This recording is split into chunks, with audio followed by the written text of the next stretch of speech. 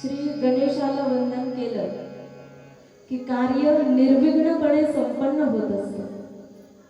आपल्या जीवनातील आनंदाचे क्षण, सुखाचे सोहळे हे त्याच्या लंबकरणाप्रमाणे, लंब उदराप्रमाणे मोठी मोठी होऊन जातात. म्हणूनच आजच्या कथेची सुरुवात देखील दररोज प्रमाणे श्री गणेशाच्या स्तवनाने आपण केलेली आहे. श्री कमळजा माता सेवाभावी मंडळ तसेच समस्त कर्जुले हरेश्वर ग्रामस्थ यांच्या उत्कृष्ट संयोजनातून ही श्रीमद देवी भागवत रूपी कथा गंगा या कर्जुले हरेश्वर ग्रामामध्ये इथे प्रवाहित होते आहे. आणि या कथेचा लाभ घेण्यासाठी दिवसेंदिवस श्रोत्यांची संख्या वाढत आहे. ही फार आनंदाची गोष्ट आहे. कारण जगदंबेच्या कृपेनेच, जगदंबेच्या संकल्पानेच असे कार्य सिद्धीस जात असतं. त्यामुळे सर्व संयोजक मंडळींना निरोगी दीर्घायुष्य लाभू देत, अशीच कार्य करण्याची प्रेरणा उत्तरोत्तर त्यांच्या ठिकाणी त्या भगवतीने जागृत ठेवू देत आणि आपणा सर्वांनाही त्या भक्तिप्रेमाचा लाभ होऊ देत, हीच कमळजा मातेच्या चरणी प्रार्थना करूया आणि आजच्या कथा भागाला आपण सुरुवात करूया. काल आपण पाहिलं होतं स्यमंतक मण्याच्या कथापर्यंत परवा कथाभाग झाला होता. आणि काल आपण अगस्ती मुनींनी कार्तिकेय स्वामींना देवी भागवताच्या महात्म्याबद्दल विचारलं आणि त्या माध्यमातून सुद्युम्नाची कथा, तसेच ऋत्वाक मुनींच्या दुराचारी पुत्राची कथा आणि त्यानंतर रेवती नक्षत्राची आणि रेवत मन्वंतराचा जो शासक ठरला असा रेवत नावाचा राजपुत्र रेवतीच्या पोटी, दुर्गम राजाच्या पोटी जन्माला आला. हे सर्व त्या भगवतीच्या कृपेनेच संपन्न झालं. अशा कथा आपण कालच्या भागामध्ये पाहिल्या. आणि त्यानंतर शौनकादिक मुनी मग सुतांना प्रश्न विचारू लागले की हे जी सर्व पुराणं आहेत ज्यांच्या माध्यमातून जीवनाचं कल्याण साधलं जातं, पुण्याची प्राप्ती केवळ आणि केवळ या कलियुगामध्ये पुराणांच्या श्रवणानेच सांगितलेली आहे. आणि या कथा आपण जरी मनोरंजनाचं माध्यम म्हणून कथा पाहतो, पण तेच माध्यम जर आपलं उद्धाराचं साधन आहे असं जर झालं, म्हणजे आपल्याला एखादा आजार झाला असेल तर त्या आजाराचं निदान करण्यासाठी आपण वैद्याकडे जातो. वैद्य, डॉक्टर आपल्याला औषधं देतात आणि ती सगळी फार गोड असतात असं नसतं. ती कडू असतात, तुरट, जी ती वेगवेगळ्या चवीची पण आनंद देणारी अशी त्यांची चव नसते. पण त्यांच्या माध्यमातून तो रोग बरा होणार असतो, एवढी मात्र शाश्वती असते. मग असं बघा, एखादा डॉक्टर असेल आणि त्याने अत्यंत गोड, जणू काही साखरच अशी औषधं जर दिली आणि ते खाऊन आपला आजार पण बरा होणार आहे असं जर सांगितलं तर किती बरं होईल बरं. किती छान वाटेल की काही त्रास नाही, कडू औषधं पिण्याचा त्रास नाही, नाक दाबून ते गोळ्या खाण्याचा त्रास नाही आणि रोग मात्र बरा होणार आहे. तसंच कथा, पुराणातील कथा हे तसं माध्यम आहे. जैसे निद्रेचे सुख न मोडता, म्हणजे आजकाल आपण पाहतो ना की buses, AC buses, sleeper coach buses ज्या असतात, पोटातलं पाणी हलत नाही आणि आपण पाहिजे त्या ठिकाणावर पोहोचलेलो असतो. अशी व्यवस्था म्हणजे या पुराणातल्या कथा आहेत. म्हणजे अगदी आनंद देणाऱ्या, सुख देणाऱ्या, कुठेही दुःखाचा लवलेशही त्याच्यामध्ये नाही, त्रासही नाही, काहीच नाही. आणि त्या कथा श्रवणाने आपला उद्धार होणार आहे हे मात्र निश्चित आहे. म्हणून आणि या कथा भरपूर आहेत. वक्तुम वर्ष शतेमती असं म्हटलेलं. या कथा जर सांगत बसलं ना तर शेकडो हजारो वर्षांपर्यंतही या कथा संपणार नाही. एवढ्या पुराणातील कथा आहेत, एवढी पुराण आहेत. मग शौनकादिक मुनींनी सुतांना विचारलं की ही पुराणं नेमकी आहेत तरी किती. आम्हाला सांगा. आणि मग काल आपण पाहिलं होतं की 18 पुराणांची नावं श्री सूत मुनींनी त्यांच्या समोर प्रकट करून सांगितली.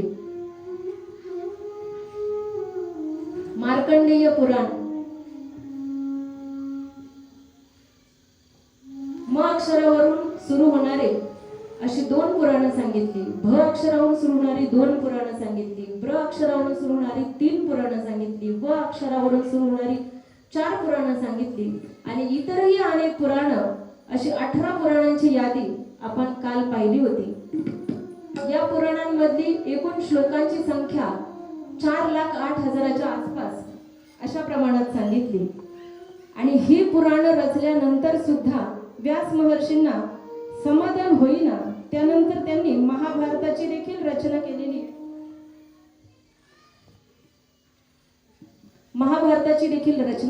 आहे. महाभारतामध्ये 1.25 लाख श्लोक आहेत.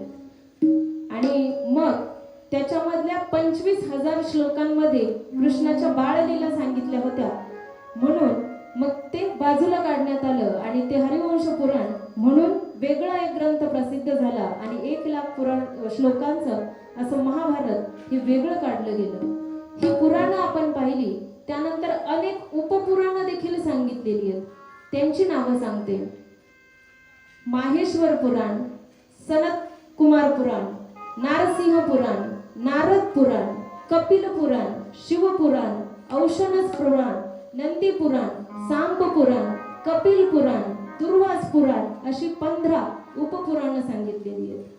त्यानंतर वैवस्वत मन्वंतराच्या प्रत्येक द्वापार युगामध्ये वेगवेगळे व्यास प्रकट होत असतात. म्हणजे व्यास हे कुणी एक व्यक्ती नाहीये, तर ह्या वेदांचे खंड करणारे आणि पुराणांची रचना करणारे असे जे काम त्यांच्या मार्फत केलं जातं त्यांना त्या द्वापार युगामध्ये व्यास असं संबोधलं जातं. तुम्ही टेकून बसण्यासाठी तिकडे बसले तर, नाही तर समोरच्या बाजूला बसला असतात. ठीक आहे, अच्छा ठीक आहे, काही हरकत नाही. लेडीज साठी का ते कंपार्टमेंट? ठीक आहे, अच्छा बरं. हा, तर असे प्रत्येक आपल्याला जे व्यास माहिती आहेत ना ते कृष्णद्वैपायन म्हणजे द्वीपामध्ये ज्यांचा जन्म झाला आणि जे सावळ्या रंगाचे होते म्हणून त्यांना कृष्णद्वैपायन असं म्हटलं जातं. सत्यवती पुत्र, पराशर पुत्र, त्या कथा आपण पुढे पाहणार आहेत, संक्षिप्त मध्ये पाहणार आहेत. मागच्या वर्षी पूर्ण पाहिल्या होत्या आपण त्या कथा. असे हे 28व्या क्रमांकाचे हे व्यास आहेत. वैवस्वत मन्वंतरातील 28व्या द्वापार युगातील हे व्यास आहेत कृष्णद्वैपायन व्यास. आणि पुढचं देखील सांगून ठेवलं की 29व्या द्वापार युगामध्ये कोण व्यास होणार आहे, तर अश्वत्थामा व्यास होणार आहे. जेव्हा सुरुवात झाली मन्वंतराची त्यावेळी पहिल्या द्वापार युगीचे व्यास स्वतः भगवान शंकरजी होते.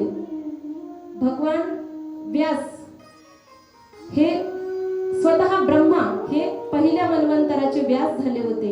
अशी पूर्ण 28 व्यासांची यादी त्यामध्ये दिलेली आहे. आणि त्या व्यतिरिक्त जर काही नावं आपल्याला जर ऐकण्यात आली, आढळण्यात आली, तर ते वेगळ्या कल्पातील आहेत असं समजून जावं. असे हे सगळे व्यास. आणि मग त्या व्यासांनी कशी पुराणांची रचना केली आणि ती कुणाला शिकवली, ती सगळ्या शिष्यांना शिकवली. आणि श्रीमद भागवत पुराण जे होतं, श्रीमद देवी भागवत पुराण जे होतं ते मात्र अयोनी संभूत असे जे शुक महर्षी, जे व्यासांचे पुत्र, त्यांनी शिकवलं. आणि त्याचबरोबर सूत मुनींना देखील त्यांनी शिकवलं. अशा प्रकारचं वर्णन आहे. असं सूत मुनी शौनकादिक ऋषींना सांगू लागले. या पुराणांचं श्रवण कुणालाही घडत नाही. ज्याचा पुण्याचा उदय होतो, भाग्याचा उदय होतो, त्यालाच या पुराणांचं श्रवण घडतं. आणि जे हे पुराण आपल्याकडे असून सुद्धा त्याच्याकडे बघत नाही, तर त्यांना कान असून सुद्धा काही उपयोग नाही, त्यांना तोंड असून सुद्धा काही उपयोग नाही. जसं तुकाराम महाराज म्हणतात ना, सर्पाचे ते बिळ असं म्हटलेलं आहे. म्हणून नामाविन मुख सर्पाचे ते बिळ, तसंच आहे कानांना सुद्धा. कानांना समाधान कशाने मिळेल? केवळ आणि केवळ विठोबाचे गुण ऐकल्याने, त्या भगवतीचे गुण ऐकल्याने. डोळे तुम्ही घ्या रे सुख, पहा विठोबाचे मुख, ऐका रे कान माझ्या विठोबाचे गुण, असं तुकाराम महाराज म्हणतात. म्हणजे कानांना सुद्धा समाधान कशाने मिळेल? ते गुणगौरव ऐकल्याने मिळेल. परंतु जो ते ऐकणार नाही, त्याचे कानच नाही, तो मनुष्यच नाही, अशा प्रकारचं वर्णन या भागवतामध्ये सांगितलेलं आहे. आणि बघा, ऐकणारे श्रोते एवढे हुशार होते, जसं जसं सूत महर्षी पुढच्या गोष्टी सांगत होते त्यांना, पण ते बारकाईने ऐकत होते. त्यांनी एक जरी संकेत, कुठला संकेत मिळतोय याची ते वाट पाहून होते. जसं सूत मुनींच्या मुखातून आलं की व्यासांचे अयोनी संभूत असे पुत्र असणारे शुकमुनी, त्यांनी भागवत शिकवलं आणि त्याचबरोबर सूत मुनींना सुद्धा शिकवलं. हा प्रश्न विचारल्याबरोबर मग व्यासांना, एवढे वैराग्य संपन्न व्यास असताना सुद्धा त्यांना हा पुत्र कुठल्या पत्नीपासून झाला किंवा त्याचा जन्म कसा झाला, असा प्रश्न शौनकादिक मुनींनी सूत मुनींना विचारू लागले. त्यावेळी मग ही कथा समोर येते की व्यास मुनी एकदा सरस्वती नदीच्या काठावरती असताना आपल्या आश्रमाच्या परिसरामध्ये फिरत असताना त्या ठिकाणी त्यांनी पाहिलं की एक चिमणा आणि एक चिमणी असं घरटं होतं आणि त्या चिमणीने नुकत्याच एका छोट्याशा पिल्लाला जन्म दिलेला होता. ते दृश्य व्यासमुनी लांबून पाहत होते की त्याचे बाळ जन्माला आलेले होतं, छोटंसं चिमणा. तर त्याला ते आई बाबा चिमणा आणि चिमणी किती प्रेम करत होते. ती चिमणी जी होती ती सारखी त्याला कवटाळत होती, जवळ घेत होती, त्याचे बापे घेत होती आणि चिमणा देखील त्यांची सर्व व्यवस्था बघत होता. त्यांचं खाण पान चारा हे सगळं आणून देत होता आणि व्यास महर्षी दुरून त्या सगळ्या गोष्टी पाहत होते. हे पाहत असताना मग व्यासांना सुद्धा असं वाटू लागलं की किती हे सुख आहे, याच्यापेक्षा दुसरं सुख संसारात कुठलं असणार. पुत्र जन्माला घालणे आणि त्याच्यावरती आपलं सर्व प्रेम त्याला अर्पण करणे, कारण पुत्र हा आपल्या वृद्धापकाळातील आधार असतो. तोच आपले सगळे विधी करून आपल्याला सद्गती प्राप्त करून देणारा असा तो पुत्र असतो. असं म्हटलेलं आहे, अपुत्रस्य गतिर् नास्ति, म्हणजे अपुत्राला, ज्याला निपुत्रिकाला कुठलीही गती प्राप्त होत नाही. अपुत्रस्य गतिर् नास्ति स्वर्गो नैवच, म्हणजे कुठली गती प्राप्त होत नाही, स्वर्ग हे प्राप्त होत नाही. पुत्रन इतरेत नास्ति परलोकस्य साधन, म्हणजे पुत्राशिवाय इतर असं परलोकी सुख देणारं असं कुठलंही साधन अस्तित्वात नाही. हा देवी भागवतातला श्लोक मी सांगितला. असे व्यासांना माहित होतं. त्यामुळं आपल्यालाही एक पुत्र असायला हवा आणि आपली जी प्रेम भावना आहे ती आपल्या पत्नीजवळ व्यक्त करावी, आपलं प्रेम आपल्या पुत्राला द्यावं, अशा भावना त्यांच्या मनामध्ये जागृत व्हायला लागल्या. आणि मग पण पुत्र व्हायचा असेल तर पत्नीची आवश्यकता आहे आणि सुशील पत्नी जर हवी असेल तरच चांगला मुलगा जन्माला येईल. मग अशी पत्नी मिळावी आणि असा पुत्र आपल्या पोटी जन्माला यावा, त्यासाठी आपण कुणाची बरं उपासना केली पाहिजे? कोणती अशी शक्ती आहे, कोणती अशी देवता आहे जी मला हे दान देऊ शकेल किंवा हे वरदान देऊ शकेल, अशी कोणती देवता आहे? असे व्यास महर्षी विचार करत होते आणि विचार करत असतानाच त्या ठिकाणी नारद मुनींचं आगमन होतं. ज्याच्या वेळी बघा, नारद मुनी जे आहेत ना, आज सुद्धा भ्रमण करतात. कधी आपल्या समोर आपण कळीचा नारद म्हणतो. काही लोक असे असतात की चांगल्या गोष्टी चाललेल्या असतात, तिथं काहीतरी वेगळं येऊन सांगणार. गोष्टी बरोबर असतात पण त्याची तिथं आवश्यकता नसते. असं करणारी जी व्यक्ती आहे ना, त्याला नारद मुनी म्हणावं, हो की नाही? म्हणजे आजही नारद मुनी चिरंजीव जे आहेत, सप्त चिरंजीव जे आहेत, त्याच्यामध्ये नारद मुनी देखील आहेत. ते अजूनही या कलियुगामध्ये फिरत आहेत. मग हे नारद मुनी त्या ठिकाणी नारायण नारायण जप करत त्या ठिकाणी पोहोचले आणि व्यासांना विचारू लागले की आपण कुठल्या चिंतेने ग्रस्त आहात, मला सांगा. तेव्हा व्यासांनी आपल्या मनातील व्यथा त्यांना सांगू लागले. कुठल्या देवतेचं स्मरण करावं, कुठल्या देवतेचं पूजन करावं मला हे समजत नाहीये.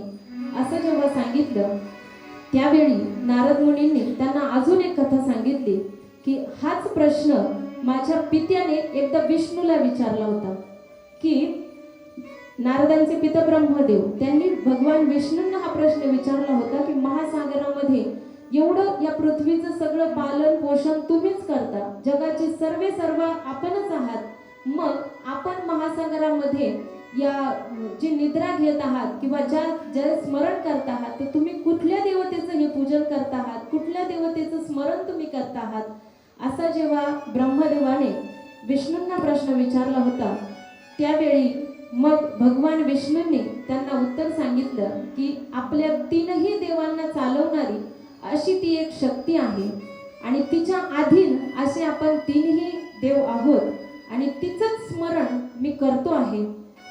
हे सांगत असताना मग त्यामध्ये ब्रह्मदेवाला भगवान विष्णू सांगतात की माझ्या हयग्रीव अवताराची कथा समोर येते. त्यामध्ये मग हयग्रीव अवतार जेव्हा भगवान विष्णूंना धारण करावा लागला, भगवतीचं महात्म्य काय आहे किंवा आपल्या जीवनामध्ये आपण जे काही कार्य करतो त्याच्यामध्ये तिचा सहभाग आहे, तिची इच्छा आहे, तिच्या प्रेरणेने या सगळ्या गोष्टी होत असतात, हे सांगत असताना मग भगवान विष्णू हयग्रीव अवताराची कथा ब्रह्मदेवाला सांगतात की तुला हे आठवत नाही का, का बरं मला हयग्रीव अवतार धरावा लागला, एवढी शेषशय्या सोडून, एवढा आनंदात पहुडणं सोडून मी कशासाठी हे अवतार सुद्धा घेतले, कधी मत्स्य, कधी वराह, कधी वामन, हे अवतार मी कशासाठी घेतले. एखाद्याला वाटेल का आपलं सुखात आयुष्य सुरू आहे आणि आपला जीव उगाच संकटात घालायचं कुणाला आवड आहे का, नाही, पण भगवतीच्या प्रेरणेने त्यांना त्या गोष्टी कराव्या लागतात. पुढे आपण पाहणार आहे की त्यांचे कसे कसे अवतार आणि कशा कशासाठी भगवतीने त्यांना संकेत देऊन ते अवतार घ्यायला लावले, ह्या कथा आपण पुढे पाहणार आहोत. पण हयग्रीव अवतार भगवान विष्णूंना का धरावा लागला याची कथा आपण या ठिकाणी श्रवण करणार आहोत. तर एकदा झालं असं, भगवान विष्णूंनी 5000 वर्षापर्यंत राक्षसांशी युद्ध केलं. मधु आणि कैट ते राक्षस 5000 वर्षांपर्यंत युद्ध केलं आणि युद्ध केल्यानंतर मग थकून त्या धनुष्य बाणाने युद्ध केलं होतं आणि तो बाण ती प्रत्यंचा ती अशी ठेवून त्याच्यावरती मान ठेवून भगवान विष्णू तसेच झोपी गेले. थकल्यानंतर आपल्याला समजतं का आपण कुठे झोपतोय, कसे झोपतोय, काही जाऊसान राहत नाही. थकलं की माणूस पडतो आणि झोप लागून जाते. तसंच भगवान विष्णूंच्या बाबतीत सुद्धा झालं आणि ते धनुष्य बाण मानेशी धरून, मानेखाली धरून ते तसेच झोपी गेले. पूर्ण ताणलेला असे ती प्रत्यंचा त्या धनुष्य बाणाला लावलेली होती आणि शांतपणे भगवान विष्णू त्या ठिकाणी झोपलेले होते. परंतु विष्णूंना यज्ञासाठी, जागा करण्यासाठी त्यांची आवश्यकता होती आणि भगवान विष्णू तर झोपलेले होते. म्हणून ब्रह्मदेवाने आणि इतर देवतांनी विचार केला की आता भगवान विष्णूंना कसं जागा करायचं, एवढे थकून हे झोपले. कारण देवी भागवतामध्ये असे श्लोक सांगितले की झोपलेल्याला जागा करणे, माता आणि पुत्राची ताटातूट करणे, एखाद्या जोडप्याचा प्रेमभंग करणे, ह्या गोष्टी ह्या खूप पाप देणाऱ्या गोष्टी आहेत, पाप निर्माण करणाऱ्या गोष्टी आहेत. म्हणून माणसाने ह्या गोष्टी कधीच करू नये. मग देवता म्हटले की या विष्णूंची झोप मोडण्याचं पाप आपण कशा प्रकारे करावं. पण असं जेव्हा होतं त्यावेळी मग कुणाच्या तरी माध्यमातून हे काम आपण करून घेऊ, एवढे देवता हुशार होते. मग त्यांनी काय केलं, वाळवी तयार केली, वाळवी नावाचा किडा तयार केला आणि त्या किड्याला हे काम सोपवलं की तुम्ही विष्णूंची झोप मोडवण्याचं काम करा.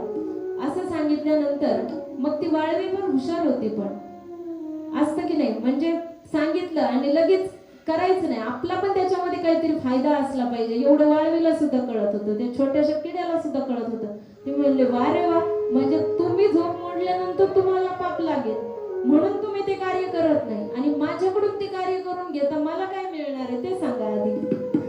असं सांगितल्यानंतर मग ते म्हटले आम्ही जो यज्ञ करणार आहोत ना त्याच्यामध्ये जो बाहेर जो भाग पडेल, तो हवेत भाग जो दिला जाईल, तो जो बाहेर पडेल ना तो वाळवेचा असतो. म्हणजे आपण जेव्हा यज्ञ करतो त्यावेळी ती संविधा काही जी बाहेर पडते, आपण कधीतरी चुकून ते उचलून पुन्हा यज्ञात टाकतो की नाही, तर ते तसं करायचं नसतं. ते चूक आहे. ते त्याच्यावर अधिकार त्या किड्याचा आहे, त्याला तो अधिकार दिलेला आहे. म्हणून मग यज्ञामध्ये तो भाग आम्ही तुला देऊ, तो मान आम्ही तुला देऊ, पण तू आमचं एवढं काम कर, असं जेव्हा सांगितलं त्यावेळी मग ती वाळवी तयार झाली आणि गेली. त्यानंतर ते धनुष्यबाण ते हळूहळू हळूहळू ती कोरू लागली आणि ते कोरल्यानंतर ती प्रत्यंचा ढिली पडली आणि त्याच वेळी संपूर्ण निसर्गामध्ये सर्व तुफान आल्यासारखी अवस्था सगळी निर्माण झाली.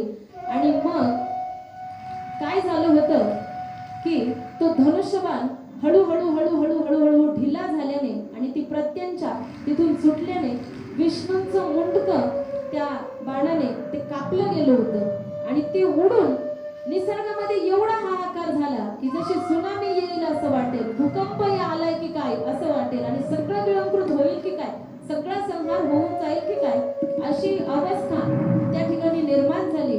सगळे देवी देवता घाबरले, काय नेमकं झालंय कुणाच्याच लक्षात येईना. आणि ज्यावेळी हे वातावरण शांत झालं त्यावेळी मग ते पाहू लागले तर विष्णूंचं फक्त धडच त्यांना दिसलं, मस्तक मात्र दुसरीकडे कुठेतरी जाऊन पडलं होतं. आणि मग असं झाल्यानंतर मात्र सर्व देवी देवता घाबरू लागले की हे कुठल्या कारणामुळे झालं किंवा आता हे झालं, याच्यासाठी आता काय उपाय आहे. भगवान विष्णू पुन्हा जीवित व्हायला हवेत असं सगळ्यांना वाटायला लागलं. आणि मग आता कुणाच्या कृपेने हे पुन्हा जीवित होतील किंवा कोण यांना पुन्हा जीवनदान देऊ शकेल, अशी कुठली शक्ती आहे या विचारामध्ये सगळे देवी देवता असताना मग त्यांना असा विचार सुचला की हे जेव्हा हे निद्रेमध्ये झोपलेले असताना ज्या निद्रा देवीने यांना आपल्या वश करून निद्रेच्या प्रभावाखाली यांना झोपून ठेवलं, अशी जी ती शक्ती आहे ती निद्रा देवी आहे, ती माया आहे, जिने यांना निद्रेमध्ये वश करून ठेवलं. तिच्यातच कदाचित सामर्थ्य असलं पाहिजे की तीच यांना पुनर्जीवित करू शकेल. म्हणून सर्व देवी देवतांनी, हे देवी आमच्यावरती हे खूप मोठं संकट आलेलं आहे, हे जगदंबा, हे परंबा, हे आई भवानी, आम्ही या संकटात आहोत ग आणि यातून सोडवण्याची ताकद फक्त आणि फक्त तुझ्यामध्ये, त्यामुळे आमच्या हाकेला हे आई तू धावून ये अशी प्रार्थना सगळे देवी देवता. आई भवानी तुझ्या कृपेने तारी भक्ताला तुझी माऊली वारी संकटाला. आई कृपा करी माझ्यावरी जागवी तोरात सारी. आई कृपा करी माझ्यावरी जागवी तोरात सारी. गोंधळाला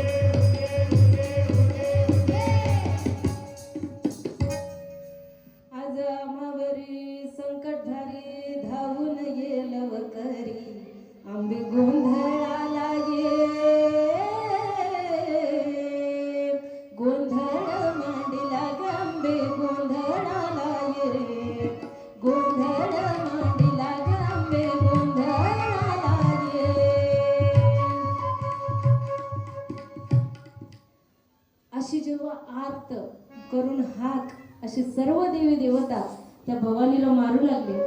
त्यावेळी अवकाशामध्ये ती भवानी प्रकट झाली आणि मग सर्व देवी देवता आमचं या संकटातून निवारण कर, भयग्रस्त झालेले होते. बोलण्याची सुद्धा प्रेरणा त्यांच्यामध्ये शिल्लक नव्हती. एवढे भयग्रस्त झाले होते. विष्णूंचं मुंडकं उडून पडलं होतं, मृत झाले होते. धडा वेगळं ते मस्तक विष्णूंचं झालं होतं. भगवान विष्णू जे आहेत त्यांचं मस्तक धडा वेगळं झालंय. नुकतीच जी मंडळी या ठिकाणी आलेली त्यांच्यासाठी कथाभाग सांगते हा. आणि मग ते त्यांना पुन्हा जिवंत करावं म्हणून सगळे देवी देवता देवीची आराधना करतायत. ठीक आहे, आलं लक्षात. तर मग ही प्रार्थना केल्यानंतर आई भवानी तिथे प्रकट झाली.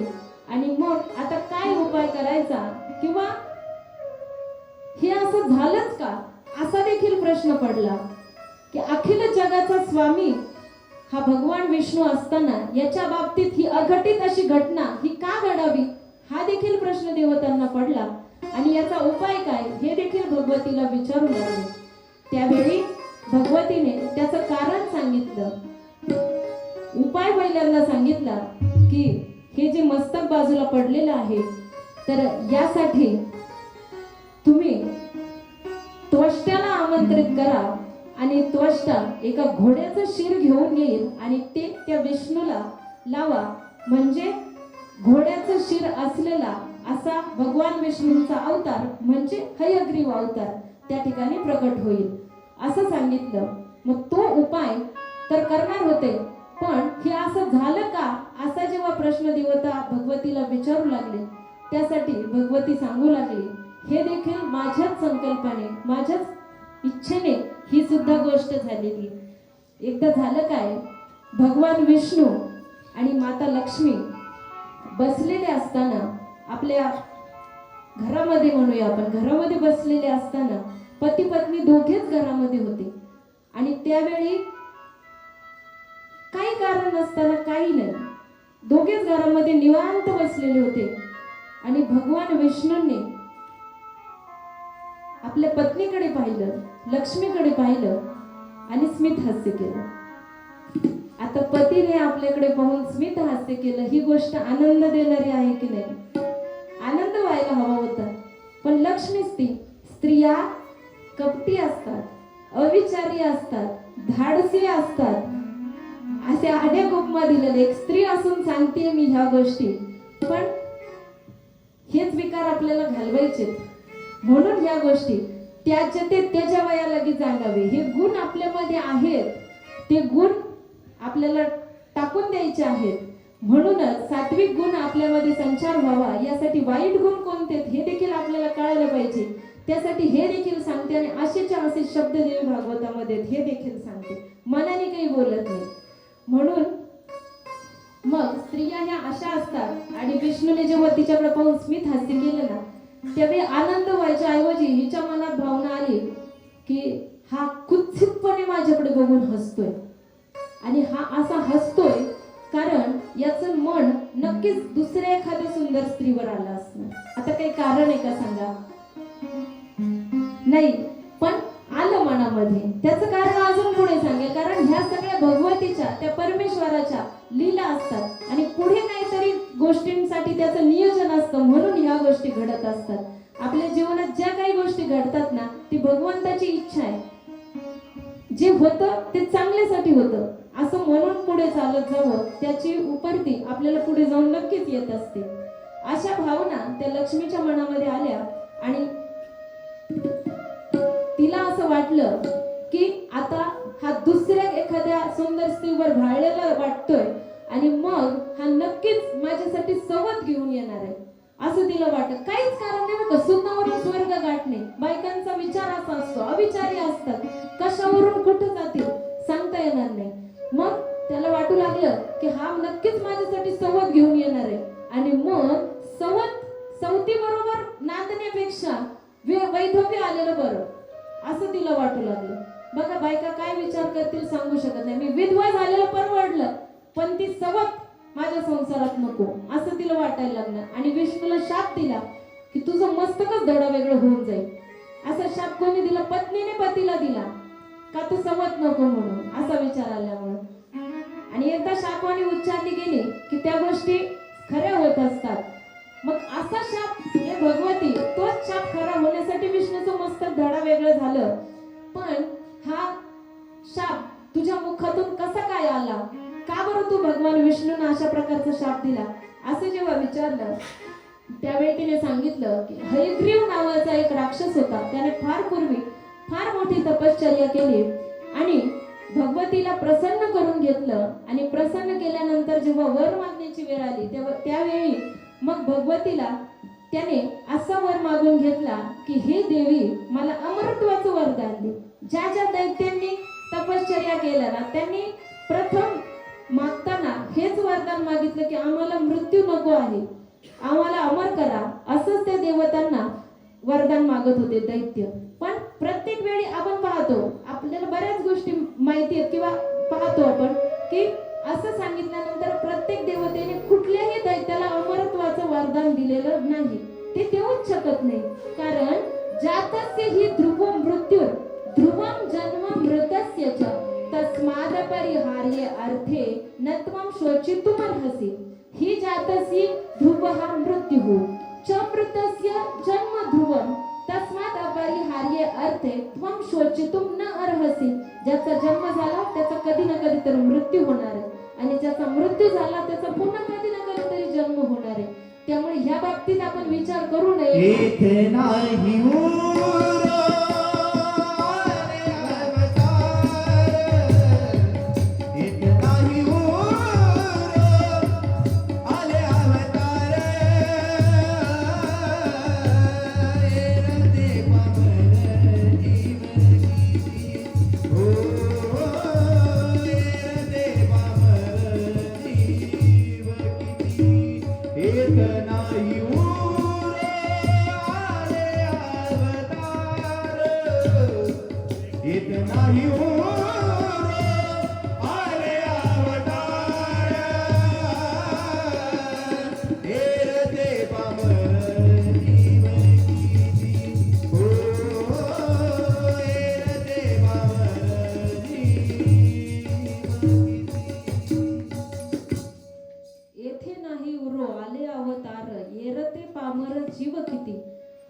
भगवंताने घेतलेले अवतार हे सुद्धा अमर नव्हते.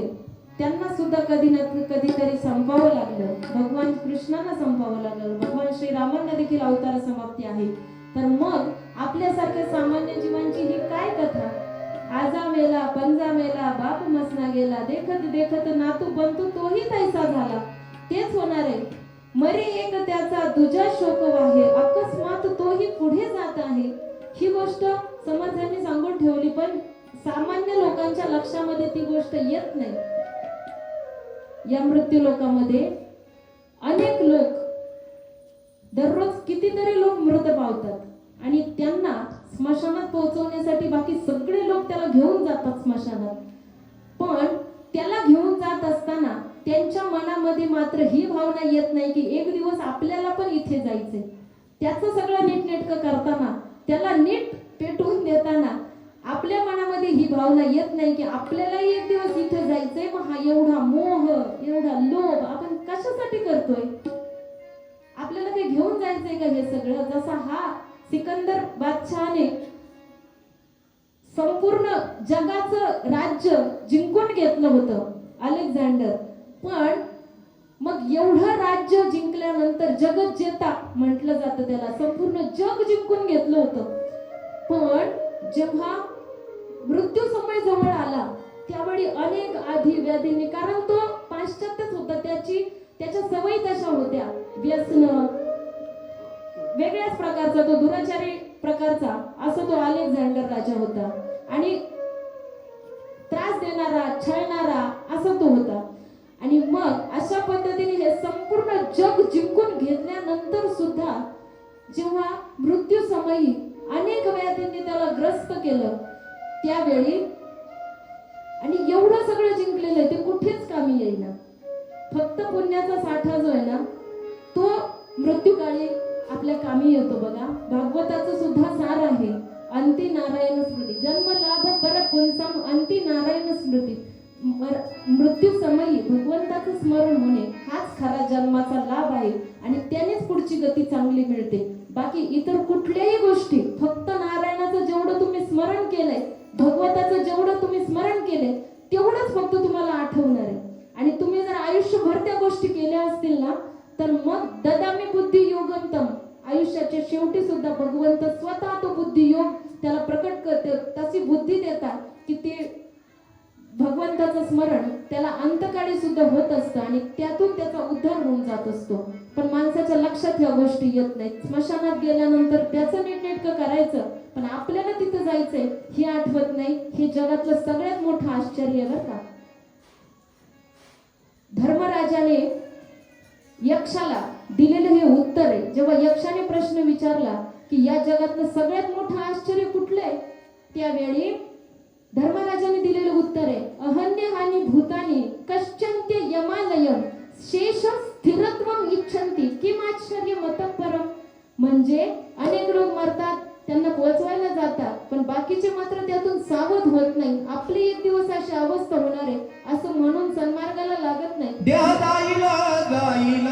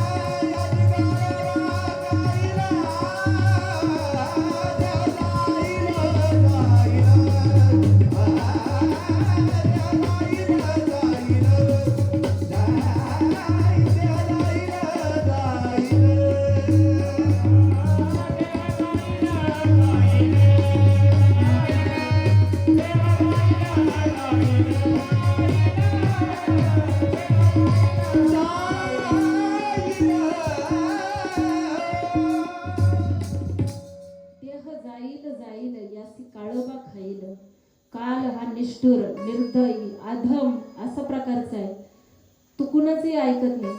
काळाची उडी जेव्हा पडते ना तेव्हा कोणीच वाचू शकत नाही असे. आणि एक पाहतसा एकाची धने सावध त्या गुन्हे कार्य नव्हा. हा का सावध होत नाही हेच एक आश्चर्य आहे ह्या जगातलं. आणि मग तरी सुद्धा पापी लोकांच्या, दुष्ट लोकांच्या, दुराचारी लोकांच्या ही गोष्ट लक्षात येत नाही. हे ज्ञान त्यांना नसतं की आपल्याला पण जायचं, म्हणून अमरत्वाचं वरदान मागतात. पण देवीने त्यांना सांगितलं हे वरदान आम्ही तुम्हाला देऊ शकत नाही, कारण अवतार सुद्धा संपतात. तर मग सामान्य लोकांची काय कथा, तर तू वेगळा काहीतरी वर मागून घे. दानव पण फार हुशार होते. प्रत्येक दानवाने वेगवेगळ्या प्रकारचे वर मागितले जेणेकरून मृत्यू कसा टाळता येईल. त्यांना असं वाटलं आपण फार हुशार आहे, आपण असं काहीतरी मागून घेऊ ना की तशी परिस्थिती निर्माणच होऊ शकणार नाही आणि आपला मृत्यूच येणार नाही. अशी हुशारी आपल्याकडे आहे असा त्यांना भास व्हायचा. मग त्यांनी असं मागून घेतलं की माझा मृत्यू हा केवळ हयग्रीवाकडूनच झाला पाहिजे, म्हणजे घोड्याचं मस्तक असणाऱ्यापासूनच माझा मृत्यू झाला पाहिजे असं वरदान मागून घेतलं. बघा मग असं वरदान मागण्यासाठी तो हयग्रीव अवतार होणं हे गरजेचं होतं त्या राक्षसाला संपवण्यासाठी. कारण राक्षस काय करतात, साधू संतांना छळतात, त्रास देतात, कोणतेही सत्कार्य नीट पार होऊ देत नाहीत, असे ते राक्षस असतात. म्हणून त्यांना संपवणं हे गरजेचं असतं आणि त्यासाठी हा एवढा उपद्व्याप. विष्णूला हयग्रीव अवतार प्राप्त होण्यासाठी ती लक्ष्मीचं चिडणं, ते विष्णूला शाप देणं आणि मग पुढे हे विष्णूचं मस्तक धडा वेगळं होणं आणि पुन्हा भगवतीच्या कृपेने मग त्वष्ट्याच्या मदतीने ते घोड्याचं मस्तक त्या विष्णूच्या धडावरती अलगद लावलं गेलं. तेव्हा त्यांना कळालं सुद्धा नाही की कधी ते मस्तक आलं आणि कधी भगवान विष्णूंच्या त्या धडावरती ते लावलं गेलं. हयग्रीव भगवान की जय. पुढे त्यांनी अनंत अनंत अशी त्या भगवतीची स्तुती सर्व देवी देवतांनी मिळून गायली. त्या हयग्रीव राक्षसाचा वध हयग्रीव भगवंताने केलेला आहे. आणि त्यानंतर मग शौनकादिक मुनी अगदी बारकाईने ऐकत होते. बघा आता या प्रथम स्कंदातल्या ज्या कथा आहेत ना, मी असं ठरवलंय म्हणजे अगदीच जास्त तर आपण सांगू शकत नाही. म्हणजे पहिल्या दुसऱ्या तिसऱ्या स्कंदातल्या कथा एकदम एका दिवशी होऊ शकत नाही, कारण फार कथा आहेत त्या आणि सगळ्यात सांगावं वाटतात असे. त्यामुळे आपण काय करूया, आज प्रथम स्कंदातल्या जेवढ्या कव्हर होतील सगळ्या कथा आपण सांगूया. दुसरा दिवस सुरू झाला उद्याच्या दिवशी दुसऱ्या स्कंदातल्या जेवढ्या होतील, कारण पहिल्या स्कंदात 20 अध्याय आहेत, दुसऱ्या स्कंदात 12 अध्याय आहेत आणि तिसऱ्या स्कंदामध्ये 30 अध्याय आहेत. आणि त्या प्रत्येक अध्यायामध्ये कथा आणि त्याच्या अंतर्गत अजून 2-3 कथा, एवढ्या मोठ्या कथा आहेत आणि फार रंजक कथा आहेत. पुन्हा पुन्हा ऐकाव्याशा वाटतात, पुन्हा पुन्हा सांगायचा मोह मलाही आवरत नाही, छान वाटतात ते सांगायला. त्यामुळं पण प्रथम स्कंदातील कथा थोड्या स्पीडली जेवढं आपल्याला पुढे जाते जेवढे सांगता येतील, आजच्या दिवसात प्रथम स्कंद, उद्या दुसरा, परवा तिसरा, असे 5 दिवस जातील आणि पुढे आपण चतुर्थ स्कंदाला सुरुवात करू. पुढच्या 5 दिवसामध्ये चौथा, 5वा, 6वा स्कंद आपण पाहू. ठीक आहे. तर मग पहिल्या स्कंदामध्ये हे झालं असताना मग शौनकादिक मुनी बारकाईने ऐकत होते हे काय सांगतायत. मग ते भगवान विष्णूंनी 5000 वर्ष युद्ध केलं, ते मधुकैटभांशी युद्ध केलं. बघा असं बारीक वाक्य पकडत होते बरं का, बघा आपल्याला जमेल का. बारकाईने ऐकत होते आणि कुठलाच विषय सोडत नव्हते. मधुकैटभाशी त्यांनी 5000 वर्ष युद्ध केलं, त्यामुळे भगवान विष्णू थकले आणि ते निद्रिस्त झाले. एवढं सांगून सुतांनी पुढची ही सगळी कथा सांगितली. पण शौनकांनी लक्ष दिलं, मधुकैटभाशी का 5000 वर्ष युद्ध केलं, त्याचं काय झालं सांगा आम्हाला असे. मग ह्या अशा कथा आहेत ना, म्हणून तर त्या अनंत काळापर्यंत सांगितल्या तरी संपणार नाही असे. मधुकैटभ हे महासागरामध्ये विष्णू निद्रिस्त असताना त्यांच्या कानाच्या मळातून ते मधु आणि कैटभ नावाचे राक्षस हे तयार झाले आणि ते तयार झाले तसेच महासागराच्या तळाशी गेले आणि तिथंच खेळू लागले. अनेक हजारो वर्षापर्यंत ते तिथंच खेळत होते आणि खेळून खेळून दमल्यानंतर मग त्यांनी असा विचार केला की अरे आपण इथं खेळतोय, ह्या महासागरामध्ये खेळतोय आणि मग हे जे पाणी आहे हे सगळं जिकडे तिकडे पाणीच पाणी दिसतंय, हे नेमकं कशाच्या आधारावर आहे हे त्यांना वाटलं. आणि मग अचानक त्या ठिकाणी वीज कोसळली आणि त्या वीज कोसळण्यातून एक वाघबीज मंत्र त्यांना ऐकू आला आणि तो मंत्र ऐकू आल्यानंतर त्या मधु आणि कैटभांनी तो मंत्र लगेच ऐकू आल्याबरोबर तो कॅच केला आणि तोच मंत्रचा जप त्यांनी सुरू केला. बाकी काहीच त्यांना कळत नव्हतं, जन्माला आले तसेच महासागराच्या तळाशी गेलेले होते.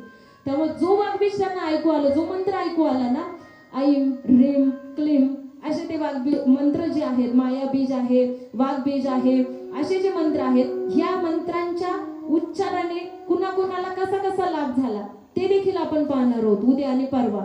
प्रत्येक चुकून जरी ते उच्चार केले तरी सुद्धा किती लाभ मिळतो.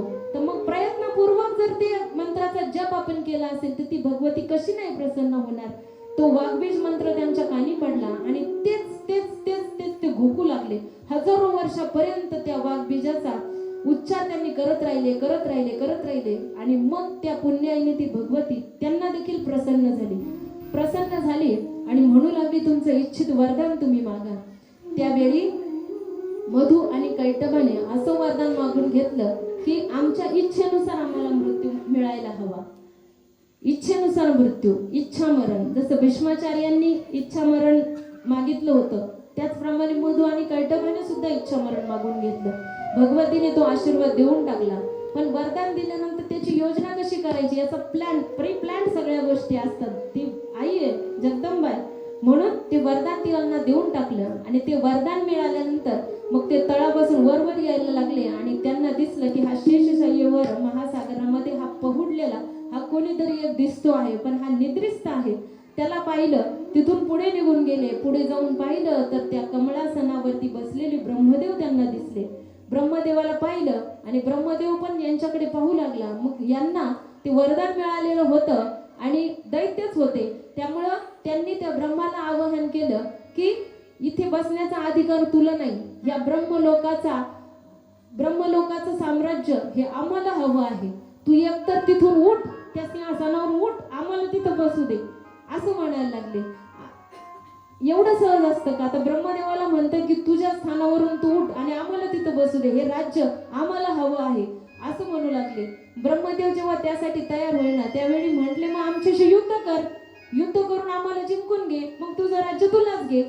त्यांच्यामध्ये त्या वरदानामुळे ताकद आलेली होती ना, मग त्या ताकदीच्या जोरावर ते भेट नव्हते कोणाला. मग असं म्हणू लागले. आणि ब्रह्मदेव योद्धा नव्हते. ब्रह्मदेवाने कधी युद्ध केलेल्या कथा माझ्या तरी श्रवणात नाहीत बरं का. म्हणून मग ब्रह्मदेव आता काय करायचं, या दैत्यांचा सामना कसा करायचा. थोडा वेळ त्यांनी नादी लावलं, थोडा वेळ त्यांच्या बरोबर त्यांनी युद्ध केलं. पण नंतर त्यांच्या सामर्थ्यापुढे ब्रह्मदेव स्वतःला कमजोर पाहू लागले. आणि नंतर मग त्यांनी असा विचार केला की आपण बाकी देवतांची मदत यासाठी घेतली पाहिजे. महासागरामध्ये गेले. भगवान विष्णूंना त्यांनी प्रार्थना केली, पण भगवान विष्णू पुन्हा निद्रिस्त होते. पुन्हा निद्रा देवीचं आवाहन केलं. ती कल्याणी देवी त्या ठिकाणी प्रकट झाली आणि भगवान विष्णू जागे झाले. भगवान विष्णूंना ब्रह्मदेव सांगू लागले की हे दैत्य बघा तुमच्याच कानाच्या माळातून निर्माण झालेत आणि माझ्यासाठी संकट बनले आहेत.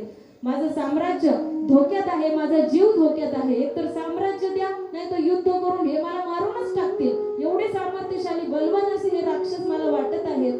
मग आता ह्याच्यातून, ह्या संकटातून मला तुम्ही सोडवा, कारण तुमचं हे कर्तव्य आहे.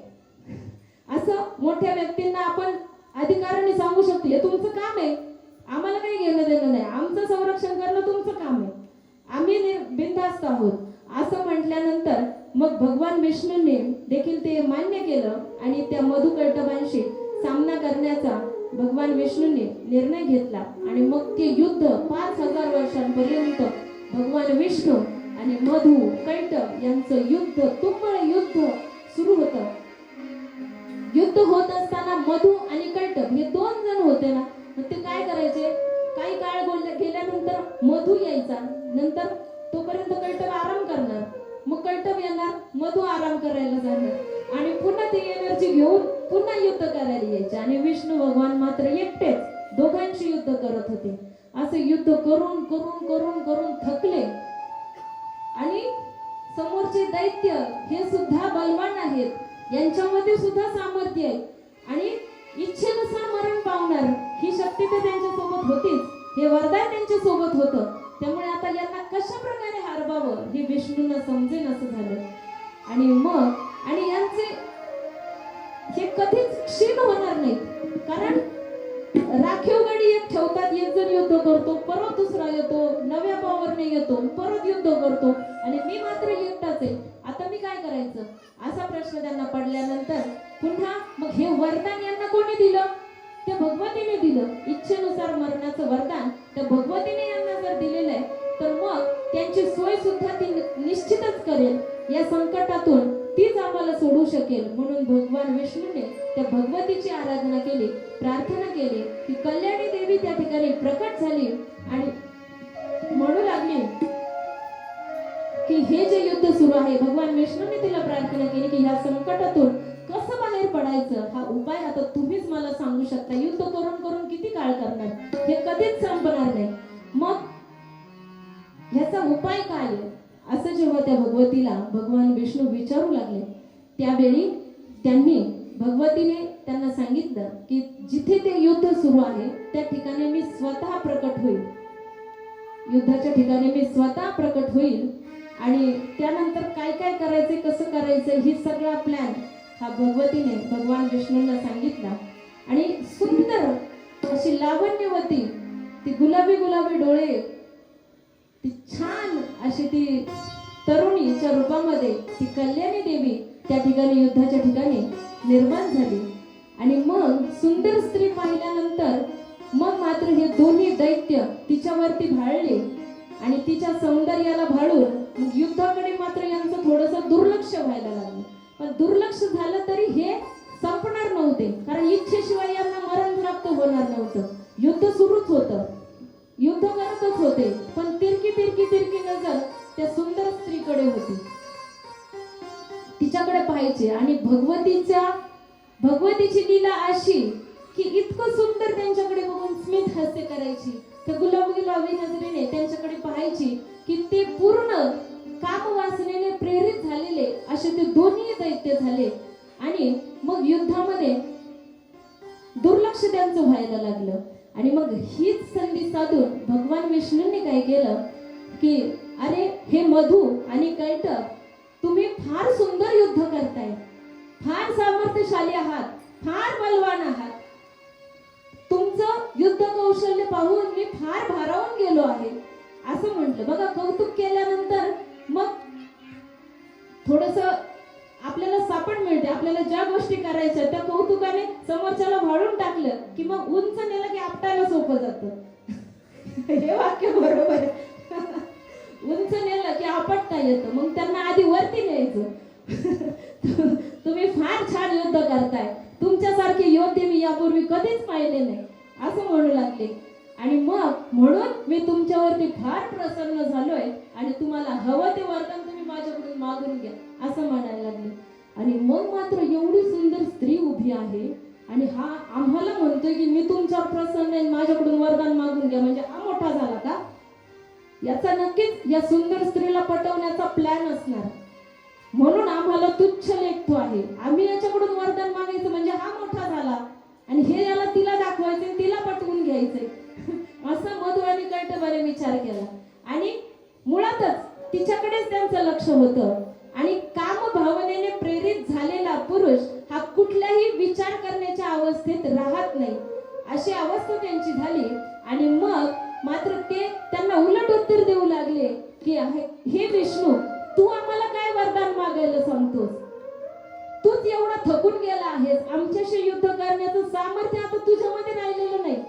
त्यामुळे तुलाच काही सामर्थ्याची आवश्यकता असेल, वरदानाची आवश्यकता असेल तर ते तू आमच्याकडून मागून घे असं त्यांनी म्हटलं. असं बघा, नवनाथामध्ये पण एक कथा येते अडबंगीनाथाची. सगळे जाणकार श्रोते आहेत या ठिकाणी, ते पण असे उलटे बोलायचे. त्यांना देखील गोरक्षनाथांनी, मच्छिंद्रनाथांनी अशाच पद्धतीने त्यांच्याकडून तुम्ही काय आमचे, मी काय तुमचा गुरु होणार, तुम्हीच माझे गुरु का नाही होत असं म्हटले. आणि लगेच गोरक्षनाथांनी मग घाला पटकन माळ घ्या आपल्या संप्रदायात, कारण एवढे निश्चय आहेत, एवढे नेम पाळणार आहेत. अशी ती अडबंगनाथाची कथा आहे. म्हणजे जे आगाव असतात ना, किंवा काही व्यक्तींमध्ये असं असतं, विशेष सामर्थ्य असतं, विशेष गुण असतो, काहीतरी विशेषता असते. पण त्या व्यक्तीचा तो विशेष गुण ओळखून तो विशिष्ट मार्गाला लावून त्याला वैशिष्ट्यपूर्ण बनवणे हे कार्य करणारे काही विशेष लोक या समाजामध्ये असतात. म्हणूनच ती व्यक्ती विशेष बनत असते. आणि अशी व्यक्ती जर भेटली नाही तर त्या विशेष गुणाला, काही विशेष सामर्थ्याला काही अर्थ राहत नाही. तसं तिथे जसं झालं तसंच इथे देखील मधु आणि कैटभ त्या देवीकडे पाहत पाहत यांना म्हणू लागले की विष्णू, तूच आमच्याकडून काही वरदान मागून घे, तूच आमच्यापुढे कमी पडतो आहेस. आणि झालं हेच तर पाहिजे होतं. भगवान विष्णूने तात्काळ सांगितलं की माझ्या हातून तुमचं मरण व्हावं, हेच पाहिजे. आणि वरदान द्यायचं मान्य केल्यानंतर ते वरदान त्यांना द्यावं लागलं. आणि त्याच क्षणी त्यांना कळालं की आपण कसे फसलो गेलो, ही काय लीला घडली, ही काय परिस्थिती निर्माण झाली, आणि या स्त्रीच्या नादी लागून आम्ही कसे भुललो. आणि इच्छा मरणाचं एवढं सामर्थ्यशाली शस्त्र आमच्या हातात असताना सुद्धा आम्ही भाळलो गेलो. आणि या विष्णूला हे असं वरदान देऊन बसलो की तुझ्या हाताने आमचा मृत्यू होईल. बरोबर आहे ना, असं त्यांना वाटू लागलं. आणि सगळं नाहीसं झालं, ती देवी नाहीशी झाली, सगळं जे कार्य करायचं होतं ते संपन्न झालं. आणि मग मात्र मधु आणि कैटभ भानावरती आले. आता काय करायचं?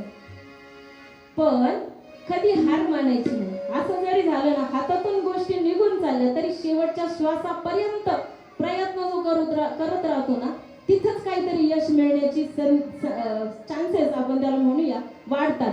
म्हणून मग मधु आणि कैटभाने विचार केला की आता वरदान तर देऊन टाकलं, पण याच्यात आपल्याला अजून काही शोधता येते का जेणेकरून आपण मृत्यूपासून वाचू शकू, असा विचार केला. आणि मधु आणि कैटभाने विष्णूला सांगितलं, आता तुझ्या हाताने आम्ही मारणार हे तर ठीक आहे, पण तू आम्हाला अशा जागेवर नेऊन मार जिथं पाणी नसेल, पाणी रहित अशी जिथं जागा असेल तिथे तू आम्हाला नेऊन मार असं सांगितल्यानंतर मग भगवान विष्णूंनी विचार केला की पाणी नसलेली जागा म्हणजे मांडी त्यांनी विस्तृत केली. आणि मधु आणि कैटभांनी सुद्धा त्यांचा आकार 1000 योजन पर्यंत असा मोठा आकार केला होता मधु आणि कैटभाचा झाला. आणि त्याच प्रमाणात भगवान विष्णूने सुद्धा अवतार धारण केला आणि ती मांडी सुद्धा तिने अशी मोठी विस्तार केला त्याचा. आणि मग जेव्हा मधु कैटभांना कळालं की आता संपलं, आता काहीच नाही होऊ शकत असं जेव्हा वाटलं त्यावेळी मग मधु आणि कैटभाने भगवान विष्णूंच्या मांडीवरती आपलं मस्तक ठेवलं आणि आपल्या सुदर्शन चक्राने भगवान विष्णूंनी मधु आणि कैटभाचा अंत केला. अशा प्रकारे ही कथा या ठिकाणी पूर्ण होते. मधु आणि कैटभाचा वध त्या ठिकाणी झाला आणि मग ब्रह्मदेवाने भगवान विष्णूंना विचारलं होतं की कोणत्या देवतेची आराधना आम्ही केली पाहिजे. व्यासांना नारद मुनी सांगत होते की कुठल्या देवतेच्या आराधनेने तुम्हाला पुत्रप्राप्ती होईल हा विषय आपला सुरू होता. मग त्यासाठी हे भगवतीचं अस्तित्व जगात सर्वात मोठं आहे. तिचे गुण किती मोठे आहेत, तिचं स्वरूप किती मोठं आहे सांगू. शिवमहिम्न स्तोत्रामध्ये एक श्लोक येतो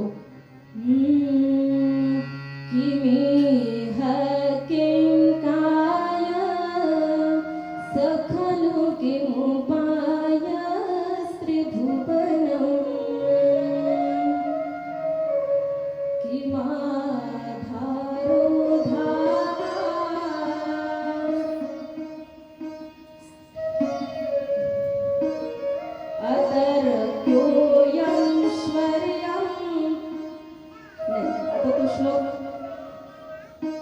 उपस्थित होत नाहीये की मी किं काय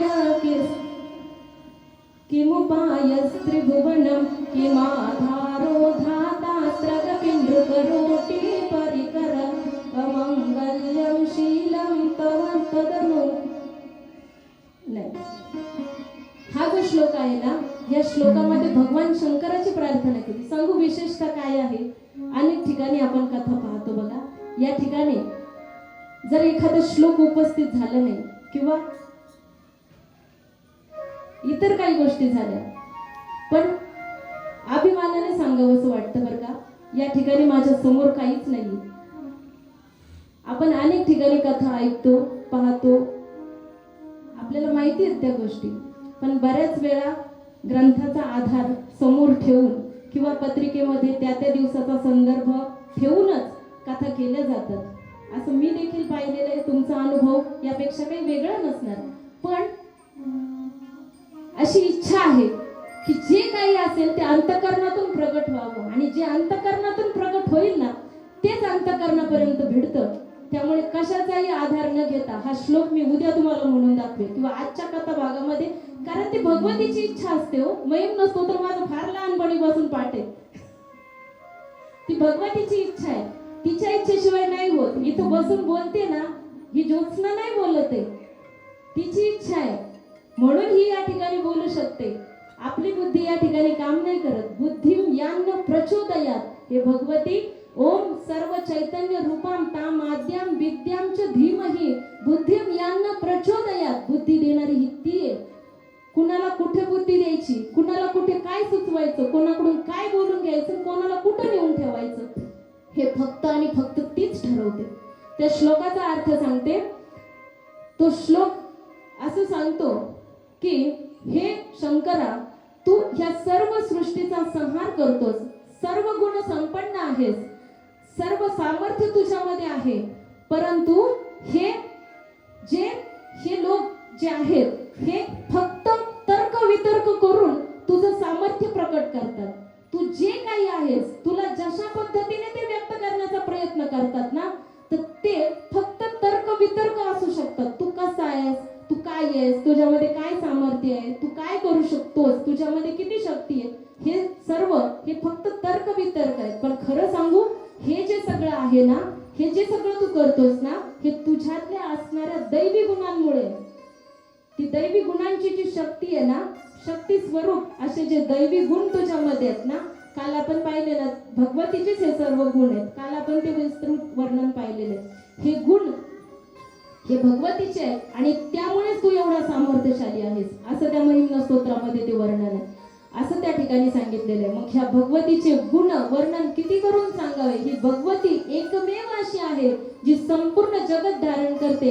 हे सत असत रूपी त्रिगुणांनी संपन्न असं जे जग आहे हे संपूर्ण ही भगवती निर्माण करते आणि अंतकाळी ह्या सर्वांचा संहार करून स्वतःच त्या तत्वामध्ये स्वतःच रममाण होते अशी ती भगवती आहे.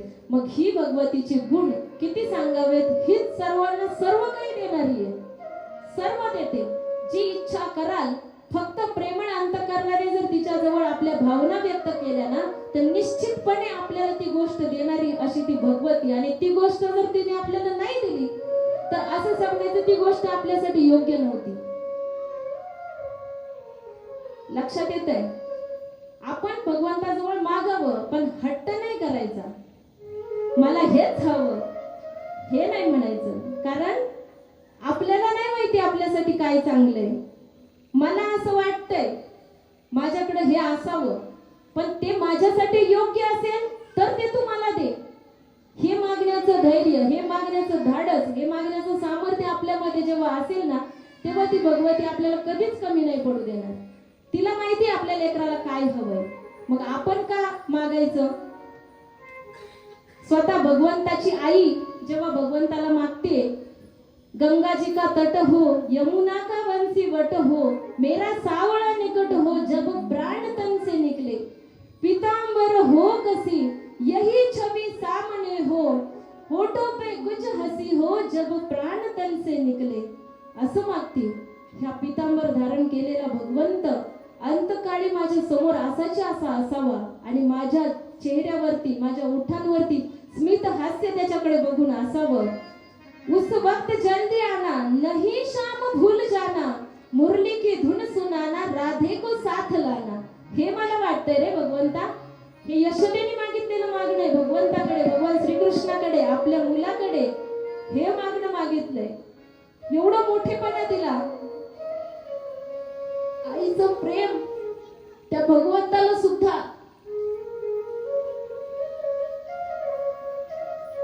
एवढं मागून घ्यायचं होतं की तिचा किती वेळा मार खाल्ला, तिच्याकडून बांधून घेतलं, पण आईच्या प्रेमाला भुकेला असा तो होता. ज्यावेळी 14 भुवनांचं दर्शन, माती खाल्ली का असं विचारलं, तोंड उघडून दाखव सांगितलं, 14 भुवनांचं दर्शन मुखामध्ये केलं. यशोदा मातेला ते दर्शन झालं, पण भगवंताला भीती वाटली. आता हिला कळेल की काय आपला बाळ हा जगाचा स्वामी आहे, याच्या मुखामध्ये 14 सगळं ब्रह्मांड याच्या मुखामध्ये सामावलंय असं हिला कळालंय आता. आणि असं जर हिला कळालं तर ही उद्यापासून मला मारणार नाही, मला मांडीवर घेऊन खाऊ घालणार नाही, ही माझी पूजा करेल, मला मंदिरात नेऊन बसवेल, आईचं प्रेम नाही देणार मला, असं भगवान श्रीकृष्णाला वाटू लागलं. आणि लगेच मायेचा पडदा टाकला आणि यशोदा माता पुन्हा भुरळ पडली आणि विसरून गेली. 14 भुवनांचं दर्शन याच्या मुखामध्ये झालं. हा जगाचा स्वामी आहे, हा माझ्या पोटी जन्माला आलाय, माझ्याकडून आईचं प्रेम घेण्यासाठी.